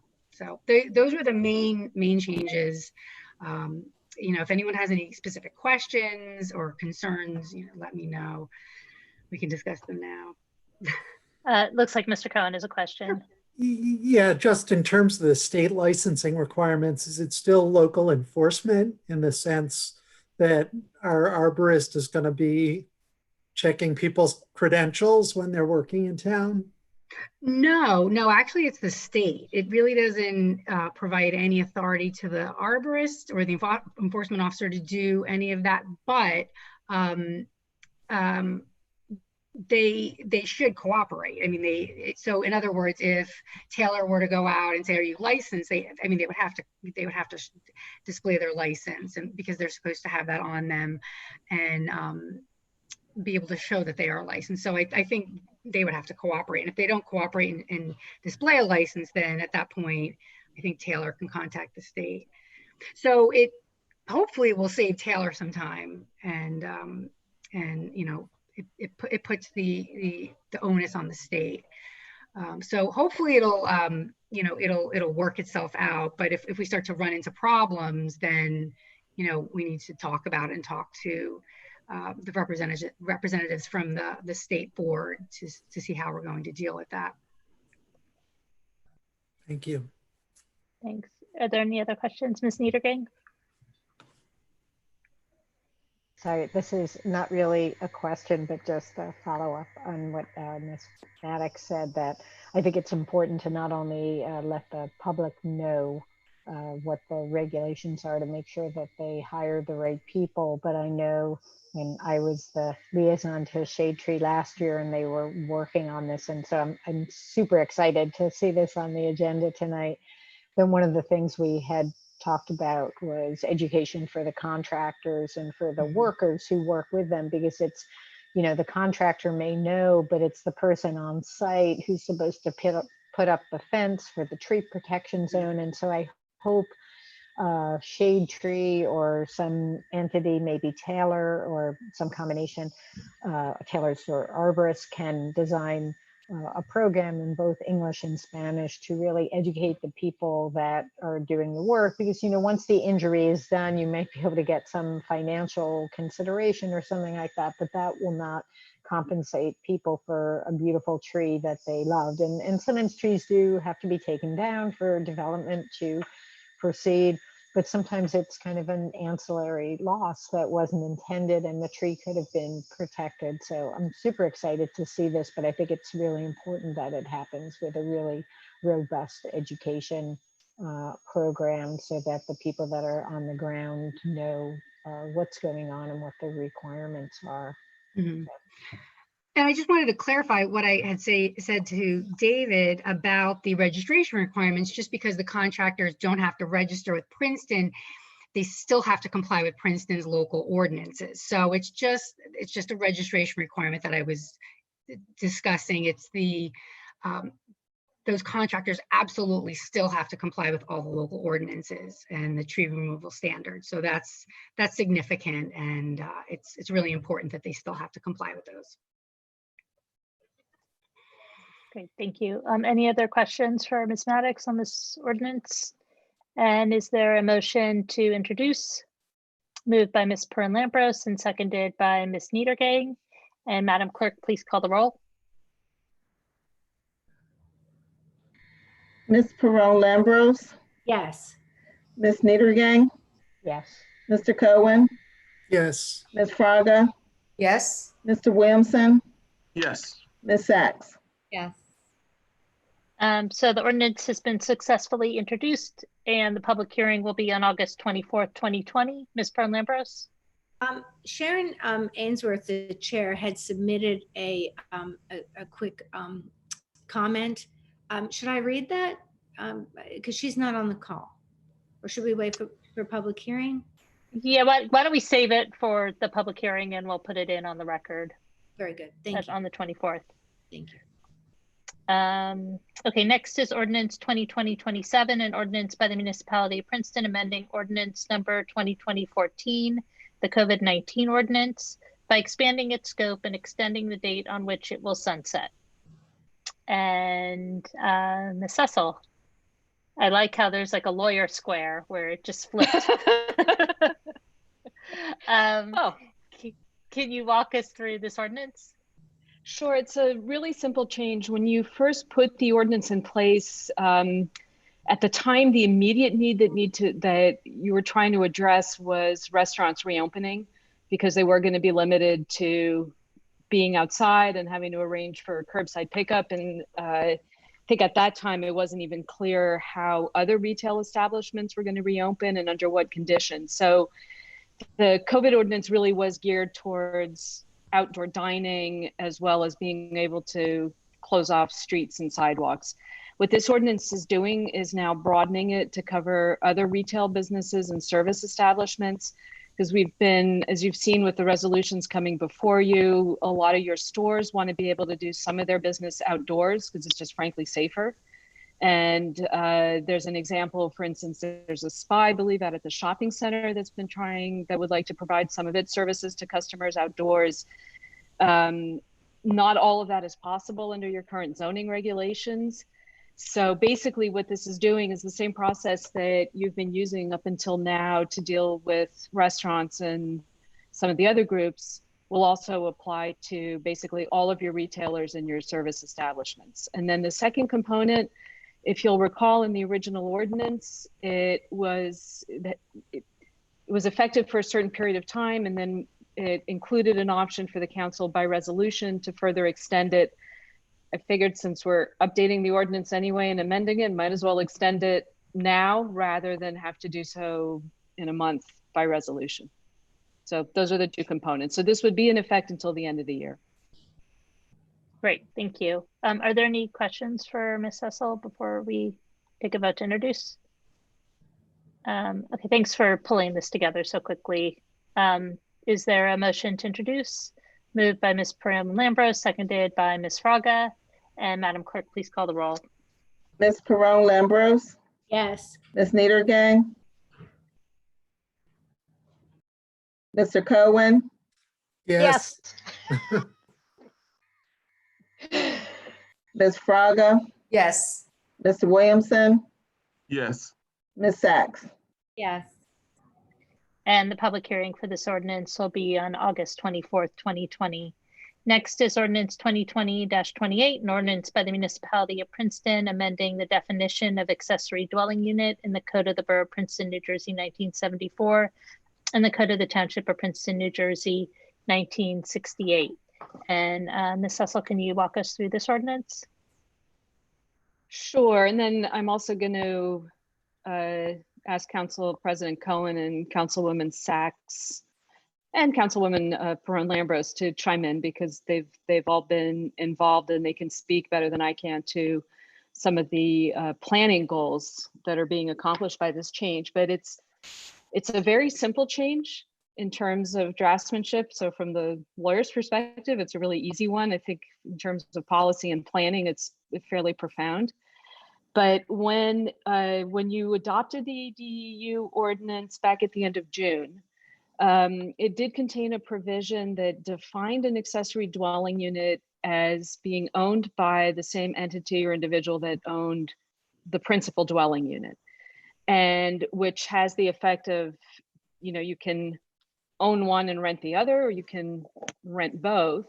You can live in one and rent the other, you can rent both out, but there was that common ownership requirement.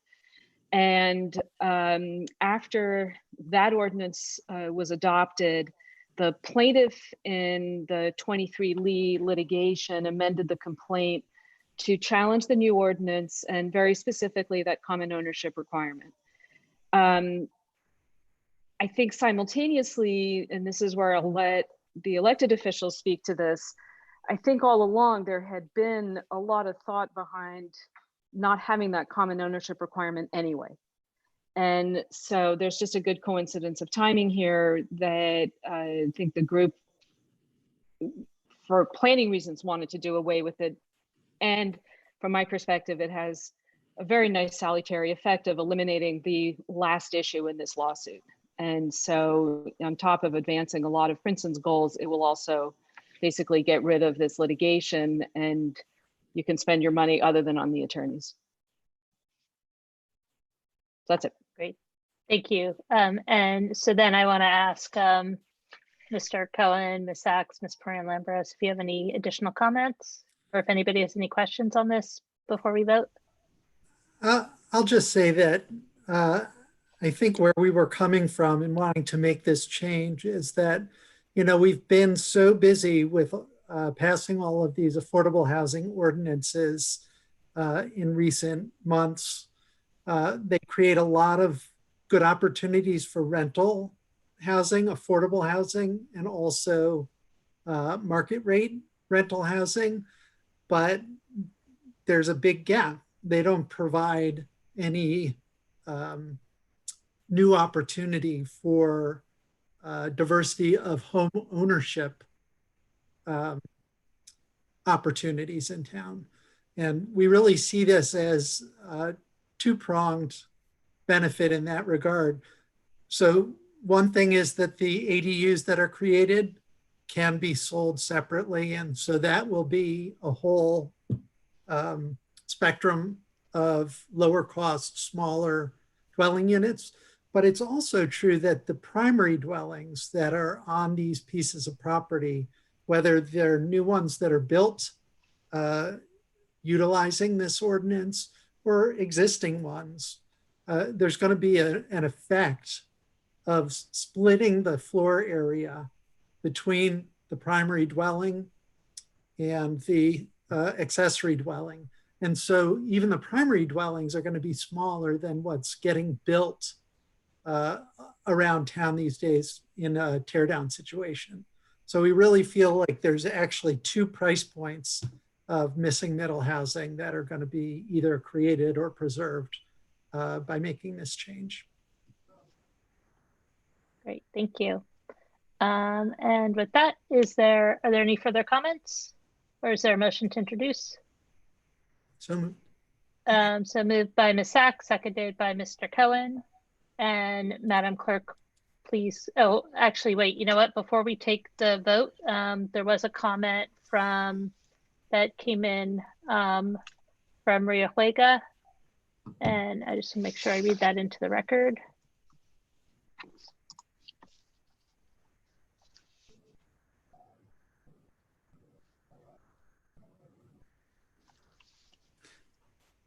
And there is a hand up from a member of the public as well, Mayor. when you get- Okay, we'll get to both of those. Here we go. I write in enthusiastic support of the proposed amendment to Ordinance 2020-16, which would allow separate ownership of ADUs. This progressive regulation will do much to bring back middle-income residents to Princeton and increase the amount of reasonable priced housing in a gradual, harmonious, and sustainable way. It will also help eliminate the pervasive racial and economic segregation in this town and our region, making home ownership more affordable to young families and enabling older adults to remain in place. Thank you for your leadership in making Princeton a more livable and equitable community. And then there's also Mr. DeShield. Nat Bodenheimer has his hand raised. Can you allow him to speak?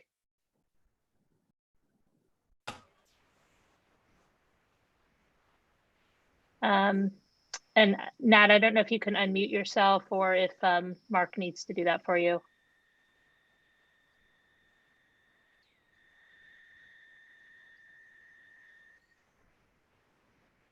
Can both of you try unmuting?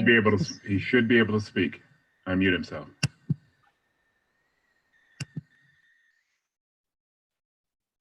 Are you able to unmute? We can't hear you.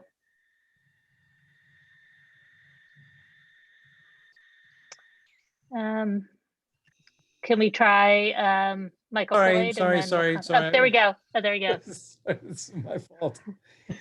Hi, Nat Bodenheimer from White Pine Lane, also the New Jersey director for Regional Plan Association. I wanted to speak in support of the proposed ordinance being introduced 2026. For many of the reasons that have been discussed so far, the increased equity, increased opportunity, increased middle income housing. And I wanted to also just put this ordinance in the context of a report that RPA released last week advocating for, in the tri-state region as a whole, state and local policies to support the production of auxiliary dwelling units. And I just note a partnership of ours coming up with the New Jersey chapter of the American Planning Association, which will continue to do work to try and popularize this idea throughout New Jersey and at the state level. And I just want to note that you in Princeton, we in Princeton are really pace setting, not just in New Jersey, but in the tri-state. And that hopefully the survey work that we do will document how far out ahead of the pack that Princeton is. But right now, I can tell you that you're making me proud. Our organization president, Tom Wright, has mentioned in a number of calls that we have had about our interest in this issue, his pride at what Princeton is doing and progress that you all are making. And tonight's ordinance introduction is just another example of the good work that the community is doing. So I just wanted to register my personal support as a resident of Princeton, and also the consistency of this ordinance and this initiative with work that we're advocating in the region. Thank you. Great, thank you. And Michael Floyd also has his hand up. If Mr. Shield, you can allow him in. Hello. Hello. Okay. We can hear you. Go ahead. Yeah, I had a question on this for David or for the attorney. Is there still a control on this regarding 2 home ownership units on 1 lot? How does that figure in? Yes, you're correct. The accessory dwelling unit still has to be on the same lot as the principal dwelling unit.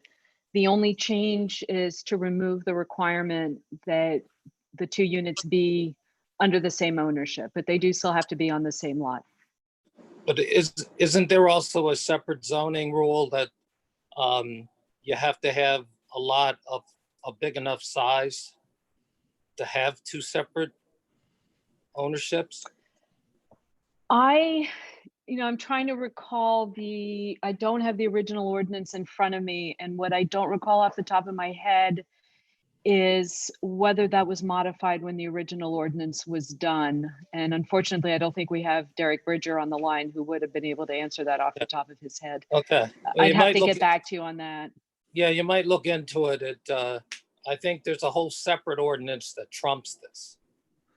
No, well, I know, for instance, we spent a lot of time going through both codes to make, to really try to catch all of those inconsistencies. I can also tell you that we very carefully into the ADU ordinance, when we did it at the end of June, it contains a provision that says if there's any conflict between what's in the ADU provisions as opposed to elsewhere in the code, the ADU provisions trump.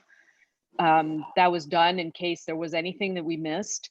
But I know Derek Bridger was very careful in going through, but I see that Councilman President Cohen is waving his hand and probably knows the answer, and I'll shut up now. Yeah, Okay. I actually think, and I'll go back and check it as well, I think, Michael, that this section that you're recalling talks about when you have two principal uses on a lot, that the lot needs to have the amount of area that would allow for two primary uses. So I don't believe we changed this. I don't believe we changed that part of the ordinance when we passed the original, because this is not a principal use and it's clearly defined as an accessory dwelling unit.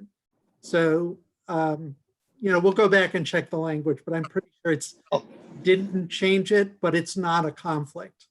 Okay, yeah, that's what I was referring to. Thanks. Okay, yeah, so I can then confirm what David was just saying, now that I know that what section you're referring to, based on that clarification. Yes, I distinctly recall looking at it, and that's correct. We didn't have to do anything because these are defined as accessory uses rather than principal uses. Interesting. Okay, thank you.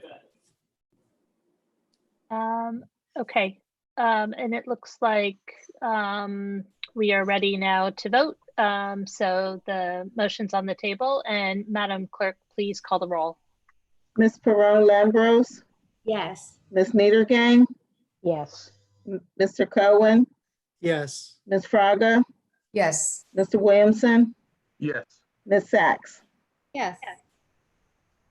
Okay, this ordinance has been introduced, and the public hearing will be on August 24th, 2020. May I just thank, someone gave us a little nudge to do the right thing. So I'd like to thank Marina Rubina, who has been suing us, but we're all on friendly terms here. And I am really happy that we were able to respond to this in such a way that I think is really progressive statement of what our values are. And thanks again to Mia, Michelle, and David for doing a lot of hard work on this. So. Yeah, thank you. And thanks to the professional staff too, who got us to this point. Okay, next we come to resolutions. So first is 20255 resolution approving a memorandum of agreement for the development of affordable housing on the Franklin Avenue properties, lots 2, 26, and 27 in block 21.04 on the tax map of Princeton. So I would ask that there be a motion to approve in a second so we get it on the floor. We have some public comment on this one, and then I know we have some discussion. So I see it's being moved by Mr. Cohen, seconded by Ms. Perlambros. I don't know if a member of the committee would like to walk us through this, and then we'll get questions from council. We'll do the comments from the public and then bring it back for further discussion. Does anybody want to, or Is to this, walk us through this one? is this the, which one This is is it? the MOA with For Franklin. Franklin, for Franklin. Yeah, I'm happy to do that. It's a memorandum of understanding between the municipality and Princeton Housing Authority and their managing partner, which is Community Investment Strategies. It outlines the next steps that will be taken between the partners on this property and just the general framework in which we'll be proceeding. And I know a lot of community members have had questions, and hopefully many of their questions will be answered now that they've seen the MOA. And I think the biggest question and concern that neighbors and community members throughout had was, they wanted to have input and have their voice heard and be able to, help shape how things develop. And so I'm hoping that everyone will be pleased to see that the first 3 months of this process are specifically delineated as a community planning process. And so we're really looking forward to working with all of the neighbors and the community in making this property something that everyone can be excited about and pleased, and will be the right thing in particular for the people who will have homes there. Great. Are there any questions on this resolution before I read in the comments from the public and we hear from the public? Okay. So the first is from, I'm going to start with the emails that came in, and then we'll go to the folks who have their hands up. So first is from Marcus Weiner, 114 Jefferson Road. Dear council members, as a neighbor of the planned Franklin Witherspoon housing project, I see merits and flaws. It's a laudable goal to expand and improve affordable housing. The housing needs to be more than a stark apartment complex. It should feature green spaces throughout to give it a gracious quality. Also, it should rise no more than 2 stories on Franklin Avenue and 3 stories on Witherspoon Street so as to fit the residential neighborhood. The neighborhood is already the most overcrowded one in Princeton, thanks to the Avalon Bay housing. Now the planner wants to add, in addition to the affordable housing in the same space, 80 luxury apartments, with most expensive ones costing over $4,000 a month. There are enough high-priced apartments in the Avalon complex as it is.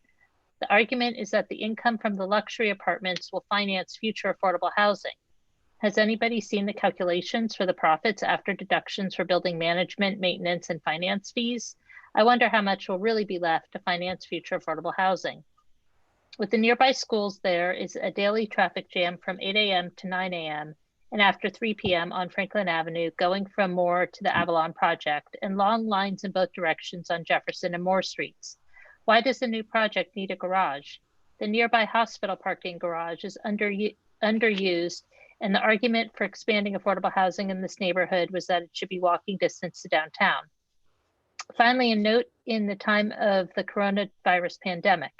The denser a neighborhood and its rental units, the greater the risk of spreading infections.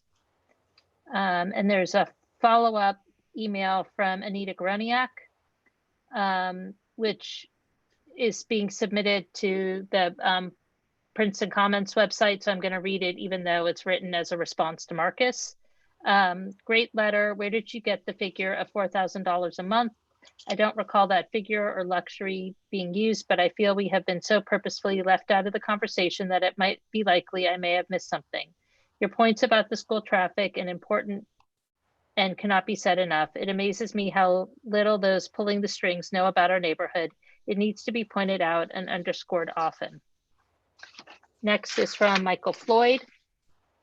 I have a few questions and concerns regarding the Princeton Housing Authority CIS MOU.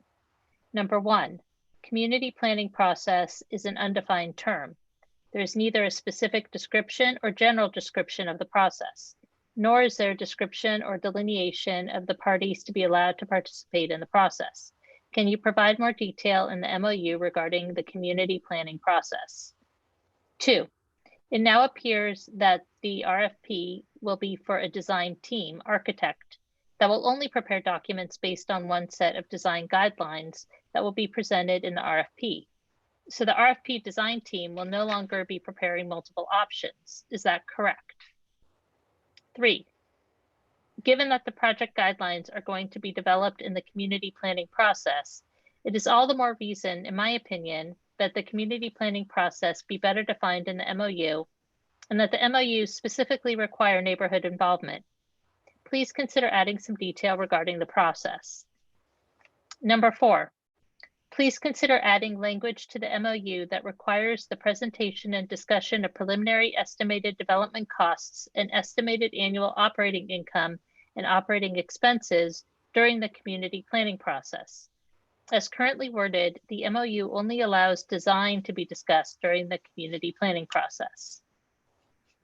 And then the final email is from Virginia Kerr. I have several questions about the MOU. And I just want to interject that we'll try to get through these questions, if not tonight, at the public hearing at the next meeting. So this is from Virginia Kerr. I have several questions about the MOU. Regarding item 2B, this says that as a municipally sponsored project, Princeton will support the project. What does support connote? Financial support, planning support? Shouldn't this be defined? Regarding item 2C, what are supportive housing units? Number 3, regarding financing generally, how does the 9% tax credit work? Who receives this tax credit? What income or revenue does the credit offset? How does the credit help pay for the project? Number 4, regarding 3B, page 4. This says Princeton, in conjunction and collaboration with CIS and PHA, will engage in a community planning process. Who will have the ultimate authority over the structure of the community planning process? Since neither CIS, a private entity, nor PHA are accountable to Princeton taxpayers or voters, shouldn't it be clear that Princeton is the ultimate authority? Also, the community planning process is not defined. In particular,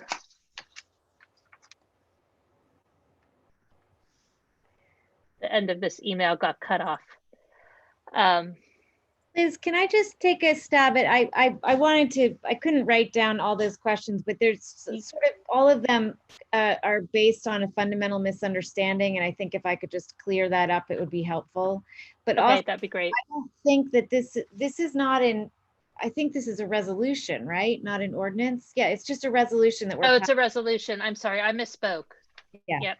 So, but those are all great questions, and this is an MOA. It's not a development agreement. It's not, I mean, and in terms of the community planning process, we are really interested in having the community participate in actually helping shape that. And so we have, we were thinking of setting up an email where people can send emails with ideas. We were, we've had a number of ideas, a website which would have different, different designs that the community, it would be sort of like a virtual charrette, in the sense that we can't all meet together and look at different designs and put stickies on them, but we could, sort of virtually have an interaction. There are many different ways, but what the sort of specificity of questions that people are asking, it presumes, to Anita's comment that she can't believe that, people have been left out. It's because those discussions haven't actually taken place yet. And this MOA is creating a framework, a legal framework that sets in motion a process whereby we can begin to together look at these questions. And there will be an interplay, obviously, between density, the levels of density or not, the price points, the design scenarios, and in terms of and also to Anita's point that she doesn't think people understand the neighborhood. I mean, the main partners that are involved with this, for the most part, are people who do live close or directly in the neighborhood. But, you know, in other words, I just want to reassure people that we are just starting this process. And I don't know how many people understand what an MOA is, but this is a very loose document that commits all three parties to begin a process of working out what happens on the site. And it was our priority to start that with soliciting community input. So Mike and others who have specific ideas about how that community input could best be inputted, we look forward to hearing from you. And I think some of these more detailed questions are complicated to answer in the context of, you know, this format. But I think, you know, we'd be happy to go more into detail in terms of phone calls. And even I think there was one question about the RFP. Yeah, I'll go through them sort of in groups, because I want to make sure that we do address them. Okay. So let's start with, there were some questions about just how the financing for a 9% tax credit project works. And I think we can probably all talk for hours on this, but I'll ask Ms. Perrin-Lambros to give a crack at explaining what the 9% tax credit is, where the money goes, who's getting the tax break, and how that funding works. Because I think you're going to be hear us talking about that in the context of affordable housing, not just this project, but probably some other projects. So I think we should maybe just take a step back and bring everybody along with what that is. Right. I mean, just simply, I mean, the 9% it's a program that's designed to enable the developer to get, you know, the funding towards construction. It's towards construction cost, and it's based on the total cost of the affordable units, not on the whole of the development. It's a competitive process. There will be, as much as we can, you know, be transparent and let you know about the finances, but there will be some things that are financially proprietary as well, because it's competitive and we want to be able to get the 9%.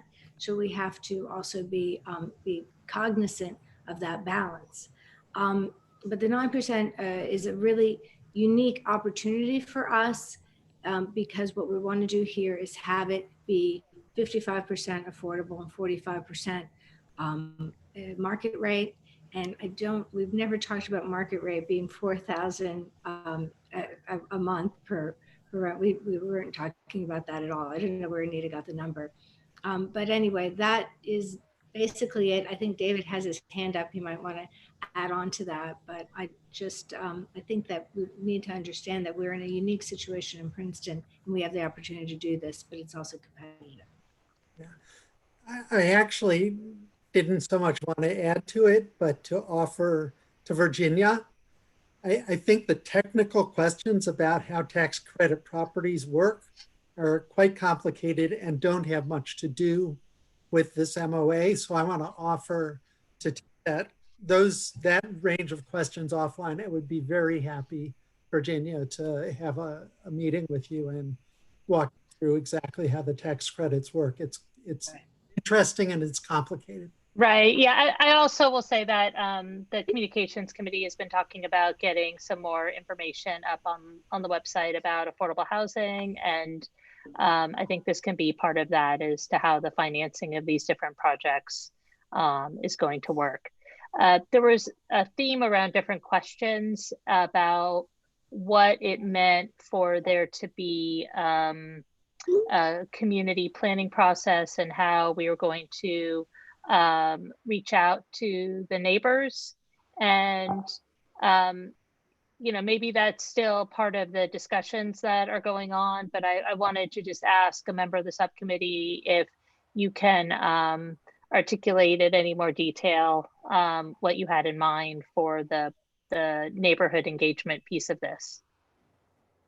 I think that's what I had just described, that we have discussed a number of different options, and we are really looking to hear from the community what they think would be the most valuable means of soliciting community input. I think we are going to start with looking to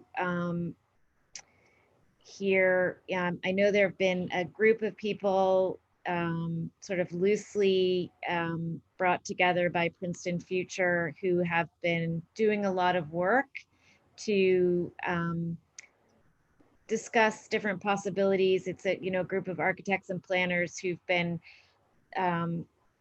doing a comparative analysis of numbers versus density and looking at different site plans and different possibilities. And I think we're going to start by, they would like to make all of their work public to the community.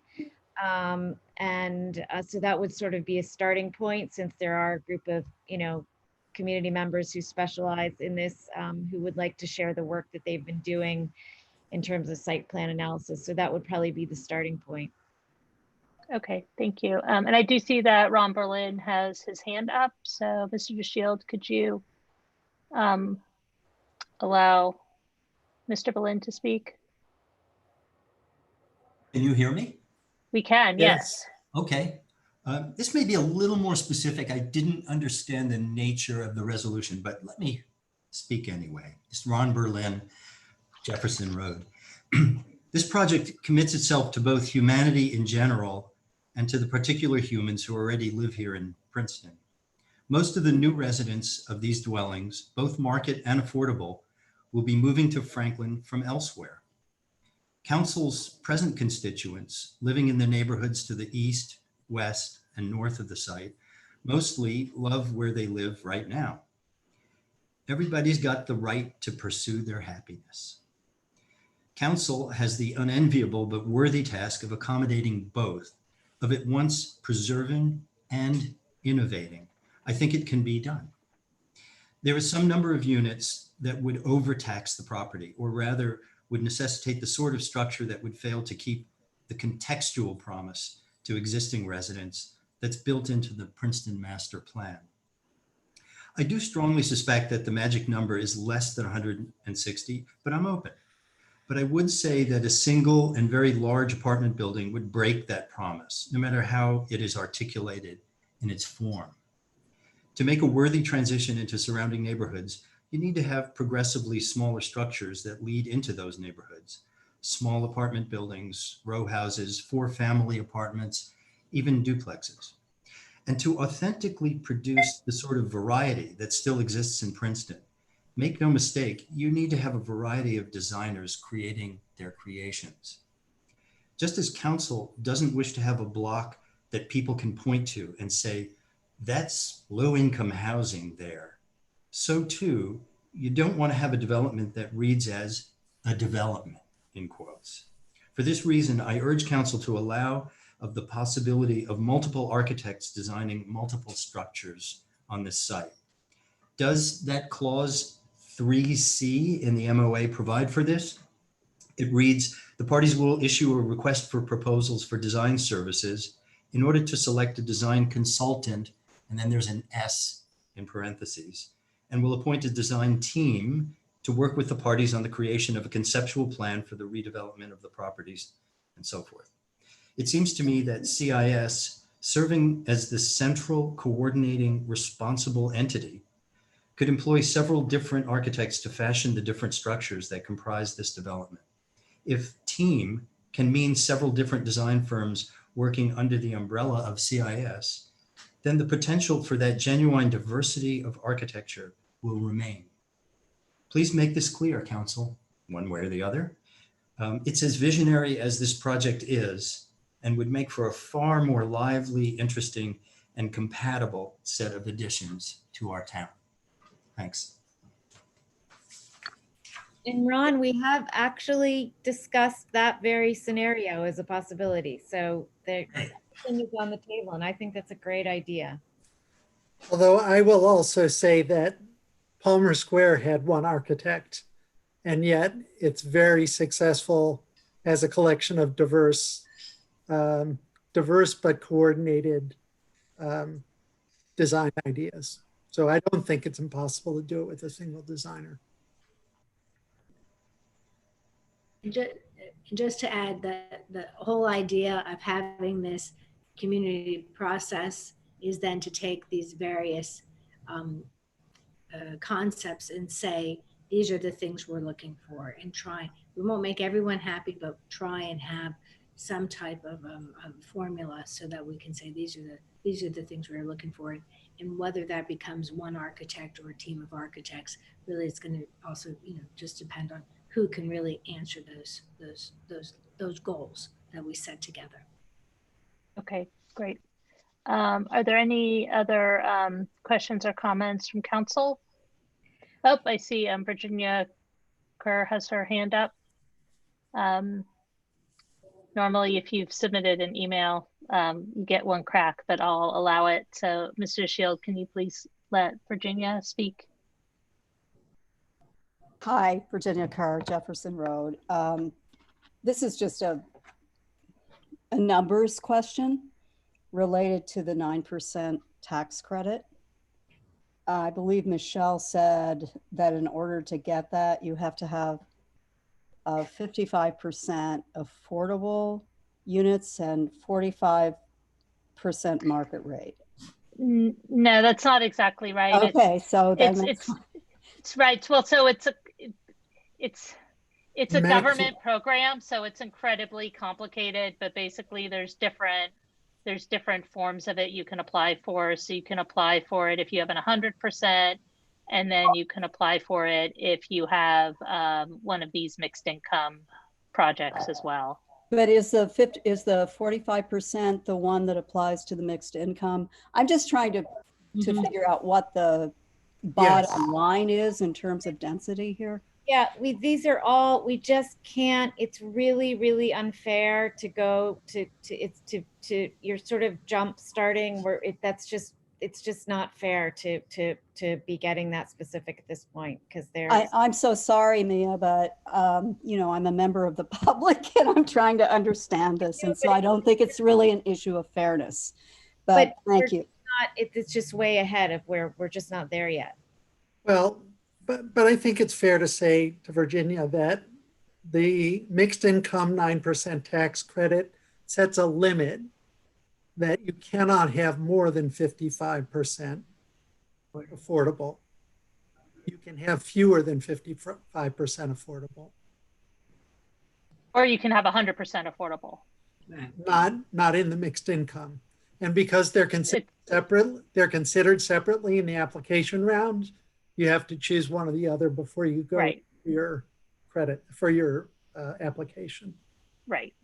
I just wanted to add one more thing, Liz, a question that didn't get answered, which was who's essentially in the driver's seat. And so, and I know that community members have expressed, I've heard from a lot of community members who are concerned about that. And so I wanted to say, even though this is an MOA between 3 entities, the redevelopment process that it looks most likely is the direction that we'll go in, is a process that is driven by the municipality. And, we are really committed,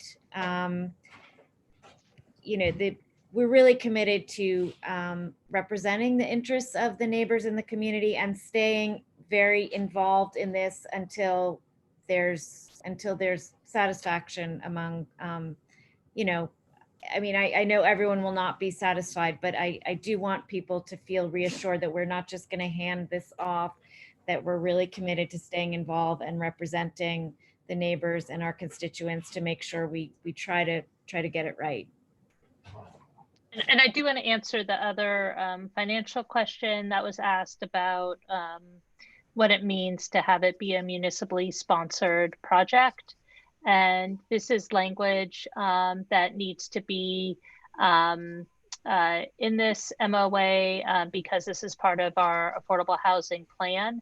And because we're applying for funding that is competitive. So essentially it's saying that the municipality is going to be pledging to fund this project. And we're looking at different ways to limit the potential impact to taxpayers. So one is applying for this funding. The other is, depending on how the project is configured, it'll mean more or less of a municipal contribution. And it looks like there's a final comment from Anita Groniak. And I would just ask folks, there's going to be a lot of discussion of this coming forward. It's like in the future, just for our council meetings, if you could choose to write an email or to make the comment, but go ahead, Anita. Hi, good evening. I just wanted to comment on Mia's comment about my written response to Marcus's letter. I'm not confused that we have started the design process without consulting the neighbors. What I was referring to is that we arrived at 160 without having a conversation with the neighbors. That was my concern. I'm very glad to hear that the neighbors will be considered in the design process. I hope the nearest neighbors will be given the most consideration. That's all I wanted to say. And you do know, Anita, that 160 is the ceiling, right? Yes, okay. We have heard that, yes. Okay, just want to make sure. Okay, thanks. Okay, so I think we'll bring it back now to council, and this resolution is already on the table. I believe so. So all in favor? Aye. Aye. Any opposed? Okay, resolution passes unanimously. And we'll be getting frequent reports back from the subcommittee on where we are in the process and how interested neighbors and community members can get involved. So we look forward to that. All right, next is 2256 resolution approving First Amendment to the Memorandum of Understanding between Princeton and Princeton Edens LLC. Again, I don't know if someone from the subcommittee wants to explain this one, Mr. Cohen. Sure. This is a very simple change. It does not change the total number of units that get constructed on the site, but it does permit, it changes 4 of the affordable units to be for supportive housing for special needs adults. And each of those 4 units will give us 2 credits in our affordable housing plan. So we will continue to get 44 credits total on the site, which is what we had in our original agreement. But the developer, Edens, will be allowed to build 4 more market rate units because there will be 160 market rate units and actually only 40 affordable units for a total of 44 credits. And we felt that this was desirable because the shopping center is such a great location for those kinds of special needs adults. We know that there are several employers at the shopping center who offer that as an opportunity, and it's great for them to be able to walk to work, live right where they work. So we were amenable to making this change. Okay, thank you. Are there any questions on this one? All right, is there a motion to approve? Moved by Mr. Cohen, seconded by Ms. Fraga. All in favor? Aye. Any opposed? Okay, resolution passes unanimously. Next comes 2257, resolution approving First Amendment to the redevelopment agreement between Princeton and Avalon Bay Communities Incorporated for 100-101 Thanet Road, Block 5502, Lot 4. And again, is there a member of the subcommittee who wants to talk about this one? Ms. Sachs. Yeah. So this is something that is really exciting, and we'll be talking more about it. But the developer of the Thanet property, Avalon, Bay has agreed to make a contribution to the community of $500,000 for sustainable transportation initiatives. And I'm the liaison to the transit committee, so I've been discussing this preliminarily with the committee, and we're really excited about how this offers us the possibility to link the various new affordable housing or new housing sites in using hopefully a more sustainable means of transportation, which ideally would be hybrid buses. I think we're thrown a bit of a curve in our planning because of COVID, and I'm not sure when we're going to be able to have bus service again, but we're really very, we really appreciate this gesture from Avalon Bay to help create a more sustainable means of connecting our new housing sites, and we're looking forward to planning for that. So. Great. Any questions on this one? Is there a motion to approve? Moved by Ms. Lambros, from Lambros. Is there a second? Seconded by Ms. Niedergang. All in favor? Aye. Aye. Oh, sorry. I see Arlene has her hand up, or his hand up. Go ahead. You can unmute yourself now, I think, and speak.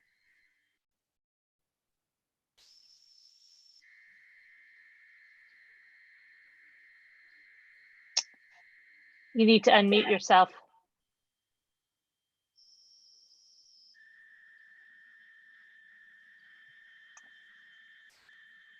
Okay, well, we'll have to come back to you later. You should be able to unmute yourself, but I think we need to move on. So I think everybody, I just want to take the vote again because I sort of said stop in the middle of voting. So all in favor? Aye. Aye. Any opposed? Okay, resolution passes unanimously.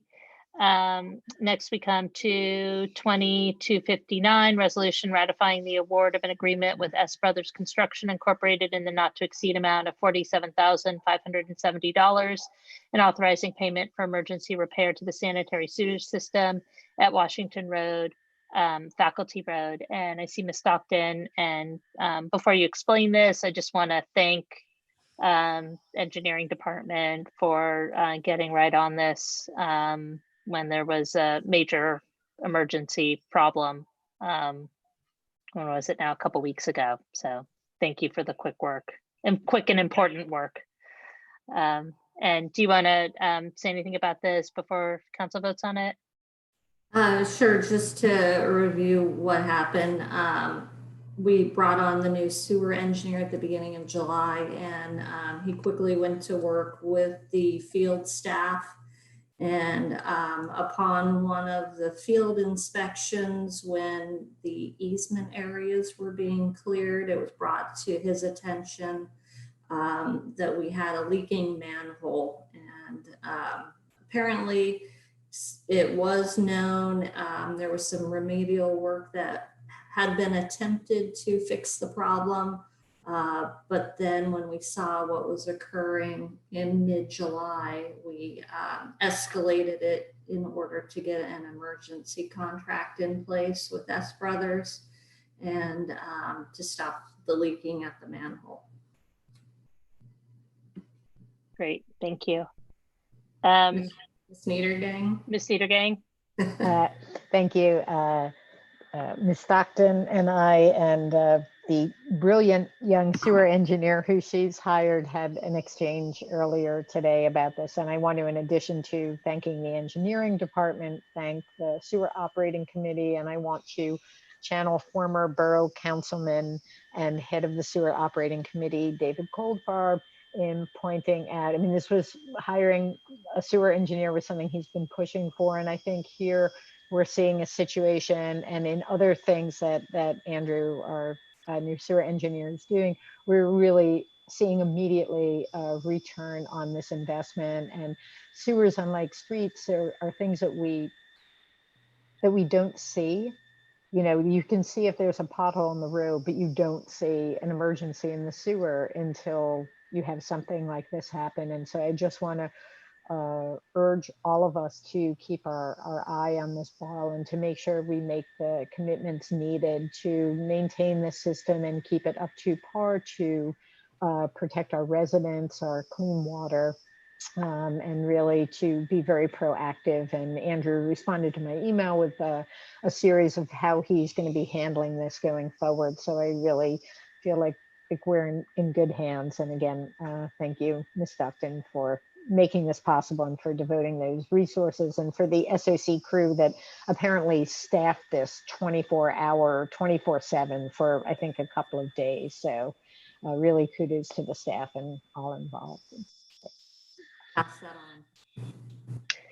on. Thank you. Are there any other questions about this resolution? Is there a motion to approve? Moved by Mr. Cohen, seconded by Ms. Niedergang. All in favor? Aye. Any opposed? Resolution passes unanimously. Final resolution is 20260, resolution authorizing the temporary removal of up to 4 on-street 2-hour parking spaces on the east side of Pine Street to accommodate outdoor dining on the west side of Pine Street during the COVID-19 pandemic. And Ms. Stockton, do you want to explain this resolution? Sure. This was a request from JM Group, who operate Blue Point Grill in that area, to utilize a portion of the municipal roadway in order to accommodate additional outdoor dining. There is outdoor dining currently taking place on the sidewalk fronting Nassau Street. And I understand that while it was established mainly by JM Group, it has also been utilized by other eateries in that area. And so this would give some additional seating area specifically for Blue Point Grill. In my memo, I indicated that we had one condition, that the emergency services take a look at the way the seating and the barriers would be located in the roadway to make sure we can accommodate the emergency vehicles. And I understand that they met today and they do have a plan going forward of how the seating can be accommodated. So yes, Ms. Niedergang. Thanks. So looking at the plan that was provided with a car parked across the street, it really didn't seem that there was room for any vehicle, much less a wide emergency vehicle. Is that just kind of an optical illusion there? I mean, obviously, if they met and they decided there was room, is the parking on the other side of the street going to stay? No, it's not. We are asking okay. for the removal of up to 4 parking spaces to be able to accommodate the shift of traffic safely. Okay, I thought that the removal of the parking spaces was for the seating, but the removal of the parking spaces is to move the car, okay, I did not understand that. Thank you for explaining. Parking's on the east side, the seating will be on the west side, so everything needs to shift to accommodate that. All right. Yes, Ms. Fraga. Yes, so I was looking at the same diagram, and I did understand that the parking removal right now is on the right side, and that's what I understand would be removed. But with the tables, according to the diagram, the tables would be on the left side? Correct. But based on how the traffic flows, wouldn't it make more sense to put the tables on the right side?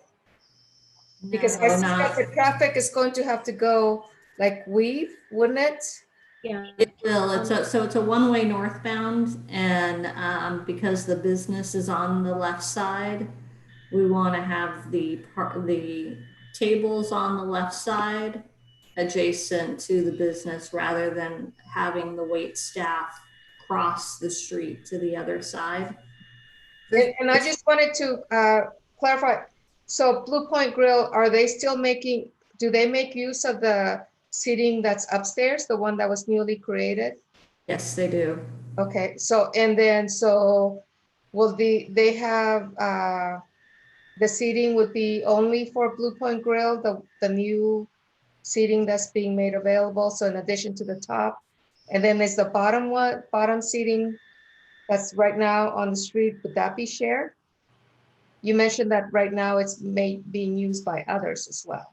Yeah, that's what I understood is Miss Lambros maybe. Yeah, able well, to- it's also, it's like, it's like a nice cooperative agreement with the different uses in that building, because Small World is mainly morning.